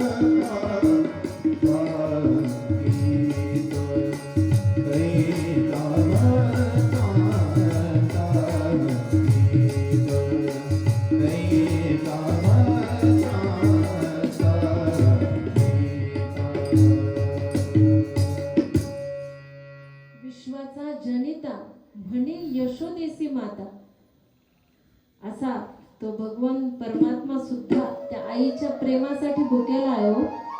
आईचं प्रेम त्याला हवंय, म्हणून यशोदेच्या पोटी यशोदेचं प्रेम घेण्यासाठी देवकीच्या पोटी जन्माला आलं. पण यशोदेचं भाग्य उजाळलं. तिला त्याला नवमखू घालता आलं, त्याला जीव घालता आलं, सगळ्या गोष्टी त्याच्यासाठी करता आल्या. कधी रागवता आलं, कधी प्रेम करता आलं, कवटाळता आलं, लाड त्याचा करता आला, सगळ्या गोष्टी करता आल्या. खरंच यशोदा भाग्यवान होती. आणि अशी यशोदा, एवढा अधिकार भगवंताने जिला एवढं प्रेम, जिच्या प्रेमासाठी जो भुकेला आहे, अशी यशोदा माता होती.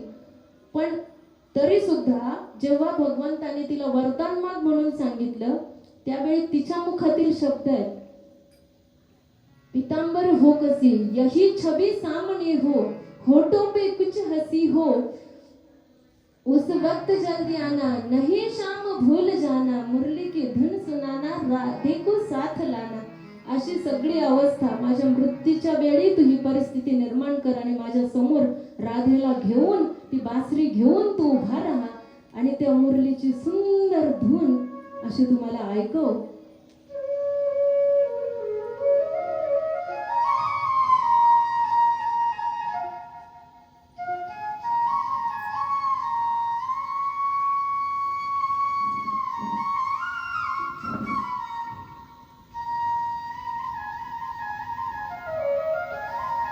आणि ती धून ऐकू येत असतानाच, तुझं स्मरण करत असतानाच, तुझं ते पिवळा पितांबर घेतलेली मूर्ती माझ्या समोर असताना, माझा श्याम सुंदर माझ्या समोर असताना, मग माझे डोळे मिटावेत एवढं भाग्य मला दे रे कृष्णा, असं मागतीये.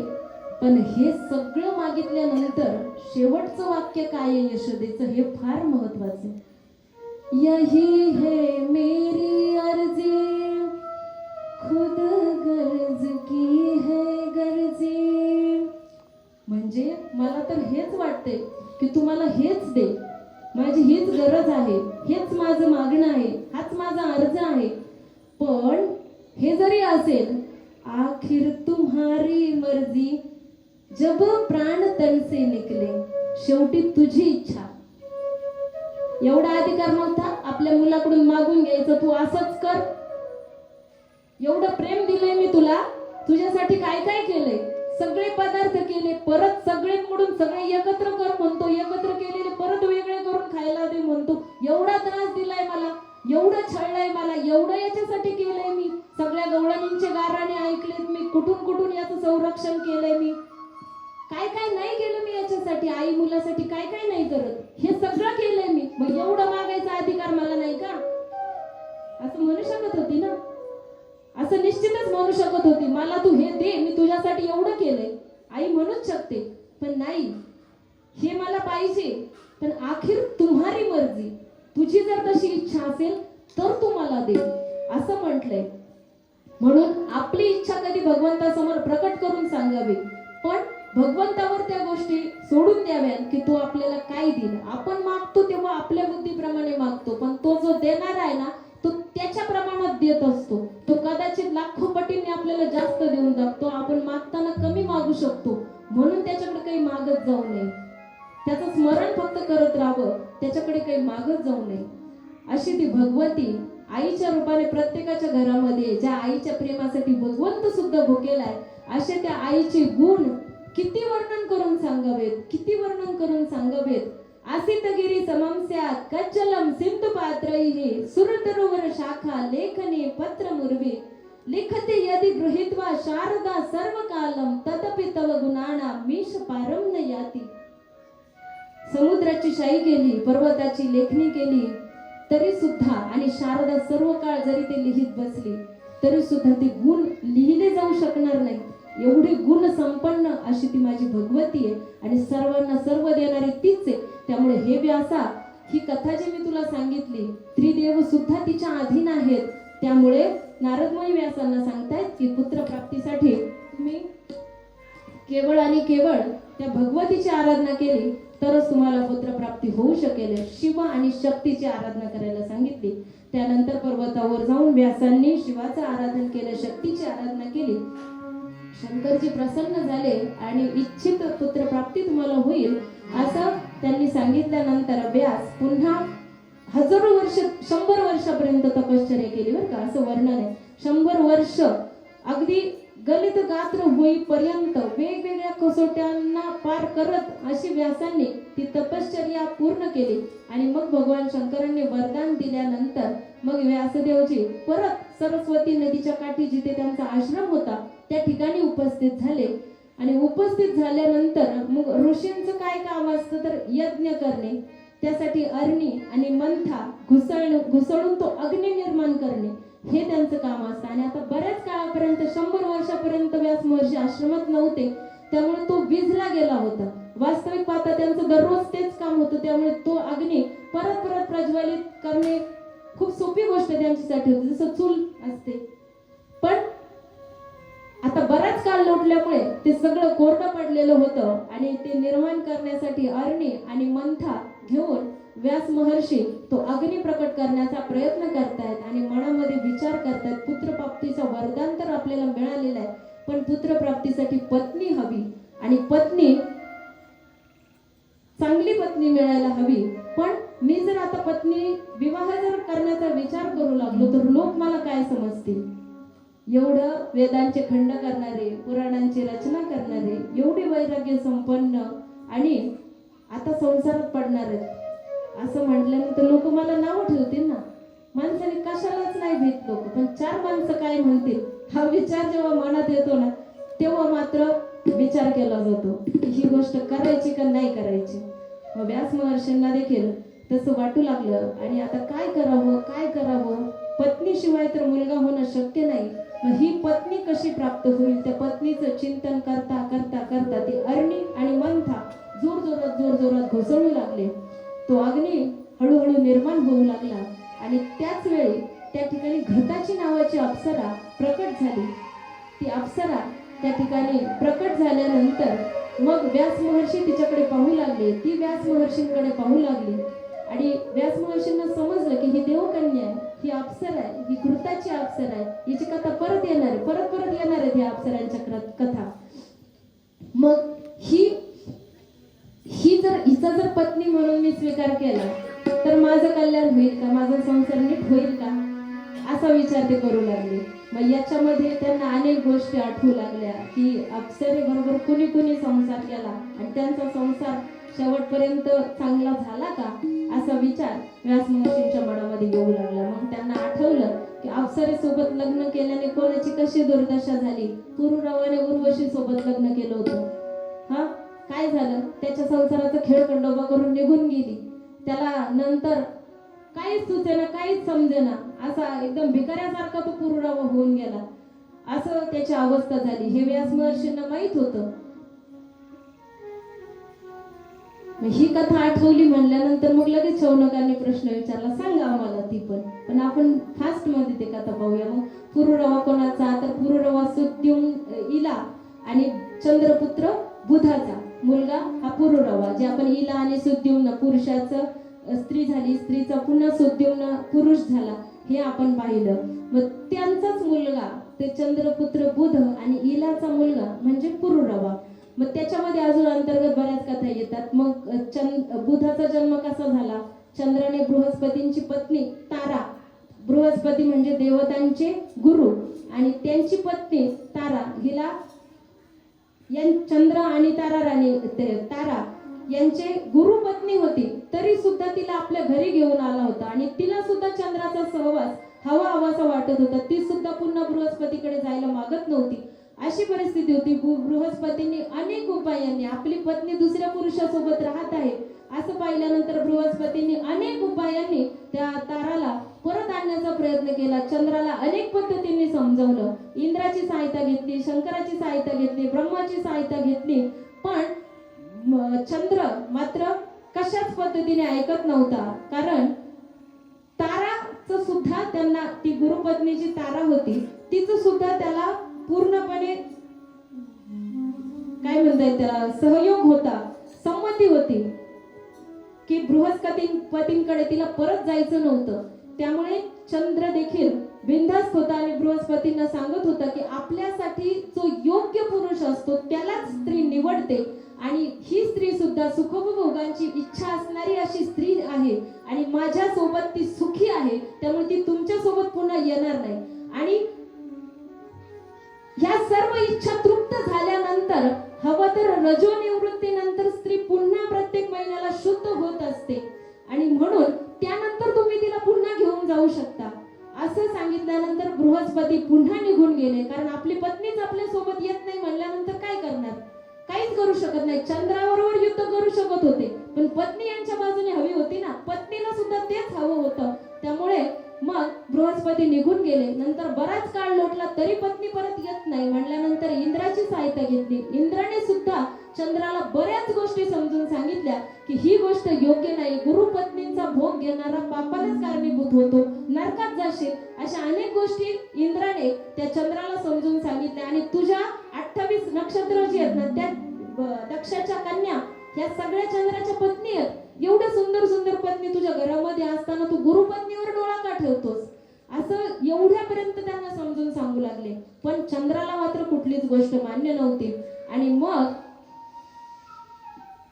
जे दैत्यगुरु शुक्राचार्य होते ना त्यांचा सुद्धा पाठिंबा होता, कारण बृहस्पतींवर त्यांचा राग होता. का होता परत पुढे अजून कथा येणार आहे. मग बृहस्पतींना तू देऊच नको त्यांची पत्नी, जर काही युद्ध झालं ना माझा तुला पूर्ण पाठिंबा आहे, मी तुला सामर्थ्य पुरवेल, पण तू मात्र त्यांना आहारी जाऊ नको, त्याची पत्नी परत पाठवू नको. बघा असे लोक असतील तर काय होईल हा, मी तुला पाठिंबा देतो, माझं पूर्ण सैन्य घेऊन पूर्ण सहकार्य तुला देतो, पण त्याची पत्नी त्याला देऊ नको. ह्या कोणाच्या कथा आहेत, आपल्यासारख्यांच्या नाही. देवतांचे गुरु दैत्यांचे गुरु या दोघांमधला वाद सांगते. दैत्याचा गुरु सांगतोय देवाच्या गुरुची पत्नी देऊ नको, मी तुला पाठिंबा देतो, असाच ठेव त्याला. अशी कथा आहे. पण मग नंतर जेव्हा युद्ध झालं त्यावेळी भगवान आणि शंकराचं वरदान शुक्राचार्यांना होतं, त्यामुळे शंकरजी सुद्धा तुला पाठिंबा देतील एवढं त्याचं मनोधैर्य वाढवण्यासाठी सगळ्या प्रकारची सहायता त्यांनी घेतली. ती परत पाठवू नको म्हणून सांगितलं. परंतु जेव्हा युद्ध झालं त्यावेळी शुक्राचार्यांना सुद्धा ब्रह्मदेवाने समजून सांगितलं. आणि असे लोक असतात बरं का, आधी घरामध्ये भेटल्यावर लय काय काय बोलतील, आम्ही आहे तुझ्या सोबत, कर तू हो पुढं असे म्हणतात आणि नेमके गाठत गाठतात. बरोबर आहे का? जेव्हा योग्य वेळ येईल ना त्यावेळी पाठिंबा काढून घ्यायचा, त्याला एकटाच पाडायचा. मुळात ज्याला त्याने आधार दिला, ज्याला त्याने सामर्थ्य पुरवलं, त्याला ही गोष्ट कळायला पाहिजे ना, हा कुणाला तरी फसवून मला सामर्थ्य देतो आहे, त्यामुळे हा मला पुढे फसवणार नाही याची काय शाश्वती, हे त्या आधार घेणाऱ्याला कळायला हवं ना. बरोबर आहे ना? असे अनेक हे आपल्याला दिलासा पण मिळतो बरं का ह्या कथेतून. म्हणजे असे त्या काळात पण होते, मोठ्या मोठ्यांनी असं कृत्य केले म्हणल्यानंतर आजच्या जगामध्ये सर्वसामान्यांची काय कथा, असे भेटणारच आहेत. पण आपण सुधरून वागायचं हे लक्षात घ्या. चंद्राचा एवढे मोठे देवी देवता होते तरी सुद्धा त्याचा घात केला. हा नाही, शेवटी सामर्थ्य नाही दिलं, पाठिंबा काढून घेतला आणि चंद्राला एकटं पाडलं. त्याला द्यावं लागली ती तारा, गुरुपत्नी द्यावी लागली बृहस्पतीला. पण ज्यावेळी ती पत्नी दिली त्यावेळी ती गरोदर होती. आणि मग बृहस्पतीच्या घरी गेल्यानंतर जेव्हा यथाकाल शुभ मुहूर्तावरती प्रसूत झाली त्यावेळी त्या बुधाचा जन्म झाला. आणि त्याचा जन्म झाल्यानंतर मग हा मुलगा कुणाचा वगैरे ह्या गोष्टी झाल्या. बृहस्पती म्हटले माझाच मुलगा आहे. पण मग ती भांडणं जेव्हा झाली, चंद्र म्हटला माझा मुलगा आहे, बृहस्पती म्हटला माझा मुलगा आहे, तेव्हा सर्व देवी देवतांनी मिळून ठरवलं की आता गुरुपत्नीलाच विचारावं की हा कुणाचा मुलगा आहे. त्यावेळी सर्वांच्या समक्ष तिने मान्य केलं की हा मुलगा चंद्राचाच आहे. त्यामुळे चंद्रपुत्र बुध असा जो होता तो त्या हिमालयाच्या तराई प्रदेशामध्ये जी हिला झाली होती तिच्यावरती भाळला आणि त्या दोघांच्या विवाहातून पुरुरवा नावाच्या राजाचा जन्म झालेला आहे. आणि तो जो पुरुरवा होता तो पुढे त्या उर्वशीवर भाळला. अप्सरा, आपण कथा पाहतोय, अप्सरेशी विवाह केल्यानंतर संसार कसा होतो, चांगला होतो की काय होतं हे व्यासांनाच परत होतं. त्या उर्वशीने पुरुरवाशी लग्न करताना अटी घातल्या होत्या. 2 मेंढरं घेऊन आली होती सोबत, मी पेईन तर तूपच पेईन, ही मेंढरं जर माझे कोणी घेऊन गेले तर मी इथं राहणार नाही. आणि तिसरी अट होती की काय म्हणता येईल, संभोगा व्यतिरिक्त जर तुम्ही नग्न अवस्थेमध्ये मला दिसाल तर मी तुम्हाला सोडून निघून जाईल. अशा 3 अटी त्या उर्वशीने पुरुरवा राजाला घातल्या होत्या. आणि मग उर्वशीचा देखील वियोग इंद्राला सहन होईना, कारण या देवकन्या आहेत ना, इंद्रलोकात राहणारे आहेत, इंद्राचं मनोरंजन करणारे अशा त्या अप्सरा आहेत. मग ती अप्सरा जर खाली जाऊन राहू लागली, दुसऱ्या एखाद्या राजासोबत राहू लागली, तर इंद्राला करमेना. मग इंद्राने त्याचे हे पाठवून मग त्यांना ते मेंढरं घेऊन ये, काहीतरी उपाय करून ती उर्वशी आली पाहिजे असं सांगितलं. मग एका दिवशी एका रात्री एकांतात असताना पुरुरवा आणि उर्वशी असताना त्यांनी ती मेंढरं पळवली. आणि मग अंधार होता, मेंढरं पळवली, पण उर्वशीने सांगितलं मेंढरं जर गेली तर मी तुम्हाला सोडून जाणार, त्यामुळे मेंढरं पकडा. ते म्हटले अगं ह्या अवस्थेमध्ये मी बाहेर जाऊ शकत नाही, पण मेंढरं गेली तर हीच आपल्याला सोडून जाईल, सुंदर स्त्री आपल्याला सोडून जाईल, केवढं मोठं दुःख आहे. त्यामुळं मग ते तशाच अवस्थेमध्ये पळू लागले. आणि हा देवांचा प्लॅनच होता उर्वशीला मागं आणायचं. तिच्या सगळ्या अटी फुलफिल झाल्या की तिची अट मोडली की ती त्याला सोडून देणार आणि पुन्हा स्वर्ग लोकात येणार, हाच प्लॅन होता. मग त्या अंधाऱ्या रात्रीत सुद्धा जेव्हा पुरुरवा पळू लागला त्यावेळी वीज चमकली आणि त्या प्रकाशामध्ये उर्वशीने त्या पुरुरवाला पाहिलं आणि ती अट मेंढरं सोडून दिली. मग पण ती एक अट मोडली गेली आणि पुरुरवाला सोडून उर्वशी निघून गेली. पुढं पुरुरवाची अवस्था फार बिकट झाली. त्यामुळे मग अप्सरेबरोबर केलेला संसार टिकत नाही आणि त्याची अवस्था पुढे काय झाली हे सुद्धा माहित होतं. पुढं तो भिकारड्यासारखा राहायला लागला. आणि स्त्री निघून गेल्यानंतर पुरुषाची अवस्था कशी होती, जोपर्यंत ती आहे तोपर्यंत नाही लक्षात येत. तिच्यावरती आपण कितीतरी जबाबदाऱ्या टाकून निश्चिंत असतो, कारण ती सगळ्या जबाबदाऱ्या समर्थपणे पेलवत असते. पुरुषाच्या खांद्याला खांदा लावून ती स्त्री प्रत्येक ठिकाणी उभी राहत असते. जिथे जिथे त्याला संकट येतील, मी तर म्हणेन जिथं जिथं मनस्थिती ढासळेल पुरुषाची, तिथे तिथे त्याला ते सामर्थ्य देण्याची ताकद ही स्त्रीमध्ये असते. पुन्हा त्याचा मनोबल उंचवण्याची ताकद ही स्त्रीमध्ये असते. आणि असा हा आपला हक्काचा आधार जेव्हा पुरुष गमावतो त्यावेळी मात्र मग काहीच त्याला या संसारामध्ये सुख वाटत नाही. अशीच त्या पुरुरवाची अवस्था झाली. आणि कुरुक्षेत्रावर एक वेळ असाच भिकाऱ्यासारखा हिंडत असताना मग ती उर्वशी त्याला पुन्हा दिसली आणि वरून त्याला म्हणू लागले, अरे वेड्या, तू काय ह्या हाडामासाच्या शरीरासाठी स्वतःची अशी अवस्था करून घेतली, मी काय तुझ्याकडे कायम राहणार होते का? किंवा या हाडामासाच्या शरीराने तुला काय सुख मिळणार आहे? ते सच्चिदानंद परमात्मा सुख ते तू प्राप्त करून घे, माझ्यासाठी या स्वतःची अशी अवस्था करून घेऊ नको. त्यालाच ब्रह्मज्ञान सांगायला लागले. आधी भुलवलं कोणी? तिनेच. आणि वरून त्याला ब्रह्मज्ञान सांगते की माझ्या नादी लागू नको, तुझं कल्याण होणार असं सांगते. की भववृष नावाच्या ऋचेमध्ये ही कथा फार विस्ताराने आलेली आहे. अशी ती कथा आठवली आणि मग हे विचार करू की अप्सरेबरोबर संसार काही खरा नाही, टिकत नाही. आणि मग व्यास तिच्याकडे पाहू लागले, विचार करत होते, त्यामुळे चेहऱ्यावरचे भाव बदलत होते. आणि ती घृताची देवकन्या नाजूक होती, सुंदर होती, लावण्यवती होती. आणि तिने विचार केला की आता हे माझ्याकडे असे काय पाहत आहेत, म्हणजे यांच्या मनामध्ये नेमकं काय सुरू आहे हेच तिला कळेना. मग हे ऋषी कदाचित रागावले तर नाहीत ना? जर हे रागावले असतील, माझ्याकडे वेगळ्याच नजरेने पाहत आहेत, जर हे रागावले असतील तर कदाचित मला शापही देऊन टाकतील असं तिला वाटायला लागलं. आणि मग तिने तात्काळ त्यांच्याबरोबर संवादच नको, कशाला शापाला कारणीभूत व्हायचं, यांचं काहीतरी विचार सुरू आहे. मग तिने तात्काळ त्या पोपटीचं रूप घेतलं, मैना ज्याला आपण म्हणतो, तिचं रूप घेतलं आणि ती तिथून उडून गेली. परंतु मग त्यावेळी व्यासजी हे भानावर आले आणि ती अप्सरा मात्र तेव्हा उडून गेली होती. पण त्या घृताची नावाच्या अप्सरेचंच रूप, सौंदर्य आणि तिचंच चिंतन करत करत मग जोरजोरात ती अरणी आणि मंथा ते व्यास महर्षी जोरजोरात घुसळू लागले. आणि त्याच वेळी वीर्यपतन झालं आणि त्यातून मग त्या अग्नीमध्ये ते पडलं आणि त्या अग्नीतून एक दिव्य पुत्राचा जन्म झाला. तेच शुक महर्षी होते, शुकमुनी होते. शुकदेवजी महाराज की जय. अशा प्रकारे अयोनी संभूत अशा शुक महात्म्यांचा जन्म त्या ठिकाणी झालेला आहे. शुकदेवाची झाल्यानंतर मग प्रत्येक पित्याला काय अपेक्षा असते की ह्या पुत्राला चांगलं शिक्षण द्यावं, मोठं करावं, नोकरीला लावावं, बायको बघून द्यावी, याचा संसार सुखरूप व्हावा आणि जेव्हा मी थकेल त्यावेळी याने माझा सांभाळ करावा. याच्या व्यतिरिक्त काय अपेक्षा असते बघा? काही नाही, एवढीच अपेक्षा असते. पण व्यासांना मात्र त्या आपल्या अपेक्षा त्या पुत्र खरा करेल की नाही याच्यामध्ये शंका येऊ लागली. कारण पुत्रामध्ये लहानपणीपासूनच वैराग्य दिसायला लागलं.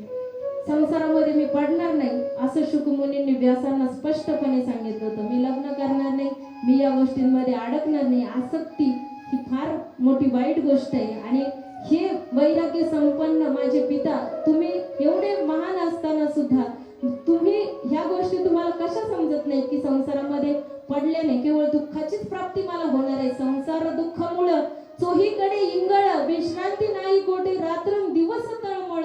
हा बिनचवाचा डंक आहे, याच्यामध्ये कुठेही विश्रांती नाहीये. रात्रंदिवस चित्ताची तळमळ, चित्ताची हळहळ, अशी अवस्था या संसारामध्ये आहे. मग ह्या संसारामध्ये मी पडावं अशी तुमची इच्छा का होते आहे? आणि जेव्हा व्यास मुनींचं शुकदेवजी ऐकत नाही तेव्हा बृहस्पतींकडे शिक्षणासाठी पाठवलं. तर बृहस्पती नाही म्हणू लागली, ती तारापत्नी त्याची चंद्राकडे गेली तर याला राहावे नाही, याला नाही, त्याला त्याचं नाही, त्याचा पाठिंबा घेऊन ती पत्नी परत मागे आणली. तेव्हा हा सुद्धा संसारामध्ये अडकलेलाच आहे. तर हा काय मला शिकवणार आहे आणि याच्या शिकवण्याने काय माझा उद्धार होणार आहे? असं शुकदेवजी विचार करू लागले. आणि मी काही संसारात पडणार नाही असा विचार केल्यानंतर मग व्यास महर्षींनी असं ठरवलं की याला आता अशा विदेही महात्म्याकडून उपदेश करायला हवा, जो संसारामध्ये राहून ज्याने परमात्मा तत्वाची प्राप्ती करून घेतलेली आहे, जो वैराग्य संपन्न आहे, ज्याच्या ठिकाणी विवेक जागृत आहे, अशा व्यक्तीकडून जर याला आपण उपदेश घडवून आणला तर याच्यामध्ये काहीतरी बदल होऊ शकतो असा विचार आला. आणि शुकदेवजींना व्यास मुनींनी जनक राजाकडे पाठवायचं ठरवलं. विदेही आणि वैराग्य संपन्न असं तो जनक राजा, त्यांच्याकडे जाण्यासाठी शुकदेवजी महात्मा निघतात. आणि बऱ्याच काळानंतर, बराच प्रवास केल्यानंतर मग ते जनक राजाच्या त्या राज्यामध्ये जाऊन पोहोचतात. आणि मग तो बराच भाग आहे. आता सैनिकांनी त्यांना विचारलं आपण कोण आहात वगैरे. आणि मग त्या जनक राजाचं हे सगळं वैभव होऊन त्यांना असं वाटलं की एवढ्या सुख संपन्न राज्यामध्ये राज्य करणारा, हे सगळे सुखोपभोग भोगणारा असा हा राजा आहे. आणि हा काय मला या संसारात अडकू नको असा उपदेश करणार आहे आणि याचा उपदेश काय मला फळणार आहे असं वाटायला लागलं की नाही. ज्याच्याकडून ऐकायचं तोच जर अर्धा पाण्यात असला तर आपल्याला काय सोडवणार आहे, असं आहे ना. त्यामुळं राजाला असं वाटायला लागलं की हे या ठिकाणी येऊन आपल्याला काही फायदा होईल असं मला वाटत नाही, असं वाटलं. पण जनक राजाकडे गेल्यानंतर जनक राजाने त्याला सगळ्या गोष्टी समजावून सांगितल्या. आणि जशी ज्ञानेश्वरीच्या दुसऱ्या अध्यायामध्ये सांगितलेलं नैष्कर्म्यता, ही गोष्ट महत्वाची आहे. काल देखील आपण याचं चिंतन पाहिलं की कर्तव्य करत असताना हे कर्तव्य भगवंताने हे कर्तव्य करण्यासाठी आमची रचना केलेली आहे, आमची योजना केलेली आहे. हा भाव जर मनामध्ये असेल आणि तुझ्या इच्छेने आम्ही हे सगळं करतो आहोत, जे काही करतो आहोत ते तुला समर्पित आहे, अशी जर भावना मनामध्ये असेल तर मात्र त्या कर्माचा बाध त्या व्यक्तीला होत नसतो. म्हणजे एक उदाहरण सांगते. एखादा गुन्हेगार असेल बघा आणि जल्लाद असतो, त्या गुन्हेगाराला जर फाशीची शिक्षा ठोठावलेली असेल तर त्याला त्या ठिकाणी उभं केलं जातं आणि ते फाशी देण्याचं काम कोणाचं असतं? जल्लादाचं असतं. मग तो रोज अनेक जणांना त्याने फाशी दिलेल्या असतात, हो की नाही. वाईट काम करतो, लोकांना मारण्याचं काम करतो, पण त्याचं पाप त्याला लागतं का? असं जर झालं असतं तर जल्लादा इतकं पापी कोणीच नसतं, पण ते पाप त्याला लागतं का? बघा बरं, विचार करा. नाही लागत त्याला ते पाप. का नाही लागत? कारण तो त्याची फक्त ड्युटी निभावत असतो, त्याचं काम आहे ते. तो त्या पदावर आहे आणि तो ते काम करतो आहे. मग असंख्य लोकांना फाशी देऊन मारून सुद्धा त्याला जो खूनचा गुन्हा असतो किंवा दुसऱ्याचा एखाद्याचा मर्डर केल्याचा जो गुन्हा असतो तो त्याला लागत नाही, कारण तो केवळ कर्तव्य म्हणून त्या गोष्टी करत असतो. बघा, लाख मोलाचं वाक्य आहे बरं का, विचारपूर्वक लक्षपूर्वक ऐका. आणि एवढा जरी सिद्धांत आपण लक्षात ठेवला ना, मला वाटतं जीवनाचं कल्याण होईल.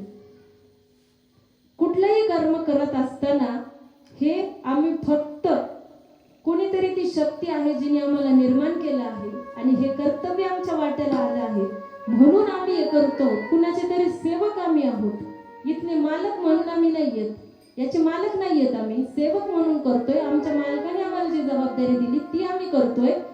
मग पाप आणि पुण्याचा विचार येतोच कुठं? बरोबर आहे ना?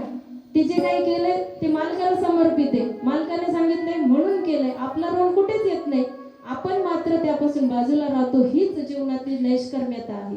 ही जर आपल्याला जीवनामध्ये साधता आली तर सर्व सुखोपभोग घेऊन सुद्धा आपल्याला त्या परमानंद तत्वाची प्राप्ती होऊ शकते. हेच तत्वज्ञान जनक राजाने शुकदेवजी मुनींना सांगितलं आणि त्यामुळे आपल्या पित्याची इच्छा पूर्ण करा. तुम्ही ह्या संसारामध्ये पडल्याने तुम्ही लोक तुम्हाला नाव ठेवतील किंवा तुम्ही यात अडकले जाल किंवा त्यामुळे तुमचं पतन होईल, हा विचार मनातून काढून टाका. तुम्ही जर ही आसक्ती फक्त मनातून बाजूला काढली तर मात्र तुमचा उद्धार नक्कीच होईल. असं जनक राजाने हे बरंच तत्वज्ञान सांगितलं, पण वेळ थोडा होता त्यामुळे थोडक्यात उरकलं. मग हे सांगितल्यानंतर मग पितरांची एक पिवरी नावाची कन्या, तिच्याशी शुकदेवजींनी विवाह केला. त्यानंतर 4 मुलं, कृष्ण, गौरप्रभू, देवदत्त आणि कीर्ती नावाची एक मुलगी देखील त्यांना झाली. तिचा देखील फार छान इतिहास सांगितलेला आहे की ती देखील एका चांगल्या सच्चिल धर्माचरणी अशा राजाला दिली आणि त्यांचा जो मुलगा होता म्हणजे शुकदेवजींचा जो नातू होता त्याने सुद्धा भगवतीची फार मोठा भक्त होता आणि भगवतीच्या कृपेने तो सुद्धा उद्धरून गेला. अशी कथा अशीच शॉर्टमध्ये त्या ठिकाणी पण सांगितलेली, त्याचा विस्तार त्या ठिकाणी नाहीये. आणि मग हे असा संपूर्ण संसार झाल्यानंतर मग शुकदेवजी मुनींनी शेवटी मात्र जसे आश्रम सांगितलेलेत ना, ब्रह्मचारी आश्रम किंवा बालपण, त्यानंतर गृहस्थाश्रम, वानप्रस्थाश्रम आणि संन्यासाश्रम, अशा पद्धतीने संसार करावा. करू का त्याचं विवेचन? अशा पद्धतीने संसार केला तर कुठलाही बाद लागत नाही. आपलं कर्तव्य काय आहे तेवढं पार पाडून मग बाकी मात्र आपण भगवान चिंतनाला स्वतःला मुक्त करून घ्यायचे. आपण जर सतत त्याच्यात अडकत राहिलो तर मग मात्र कसलाही आपल्याला काही फायदा होणार नाही, अशी अवस्था माणसाची होऊन जाते. म्हणून मोठ्या मोठ्या महात्म्यांनी काय केलं, जरी संसारात ते पडले असले तरी योग्य वेळी संसारातून काढता पाहिजे.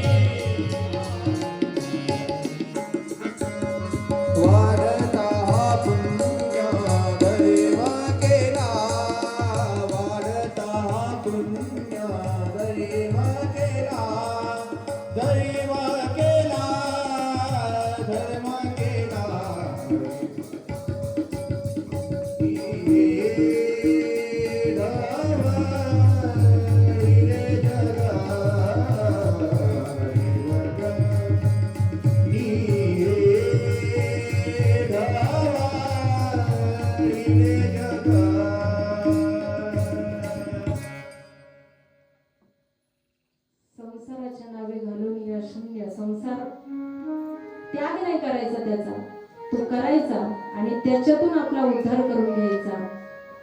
असोने संसारी जीव्य वेगू करे, संसारात असायचं असोने नसावे अशा पद्धतीने राहायचं. पक्षी अंगणे उतरती ते का गुंतून राहती, तैसे असावे संसारी.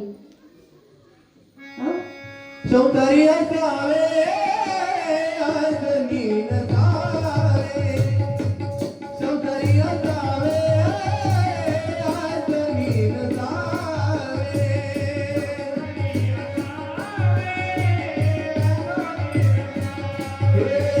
संसारी असावे आत नीन जावे भजन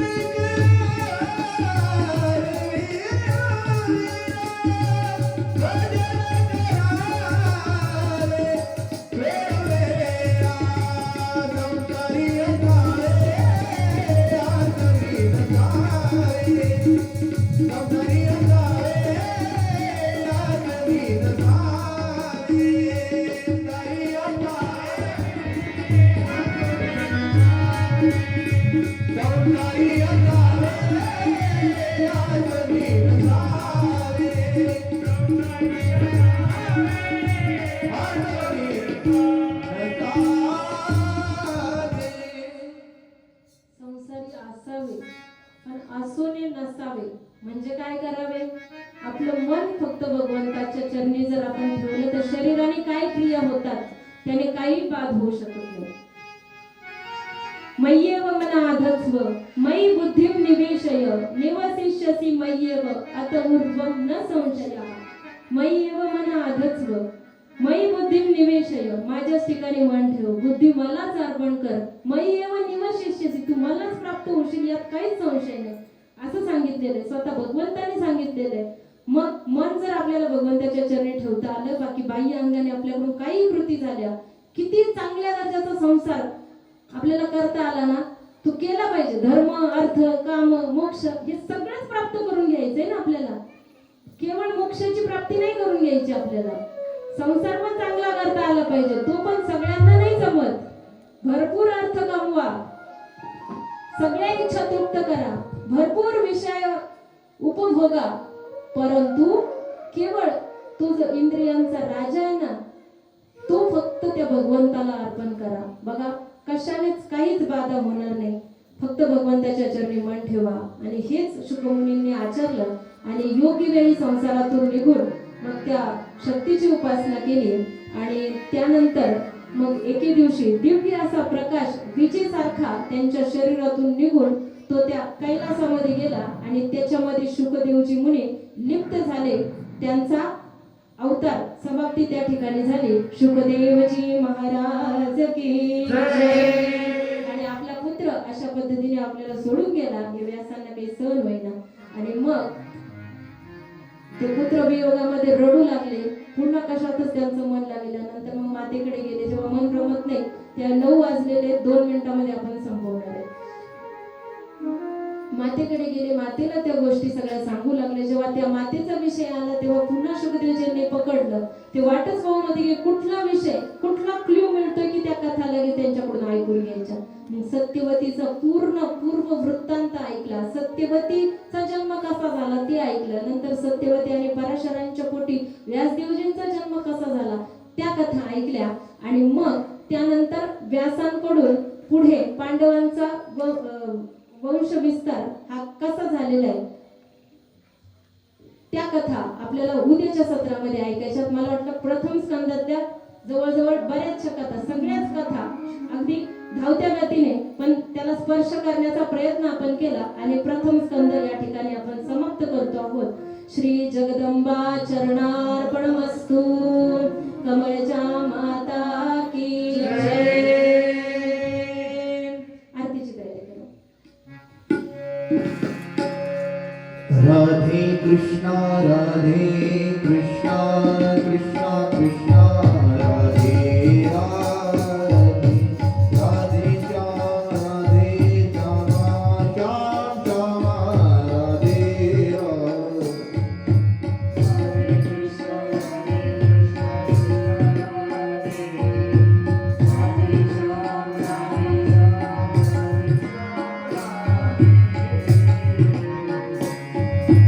Radhe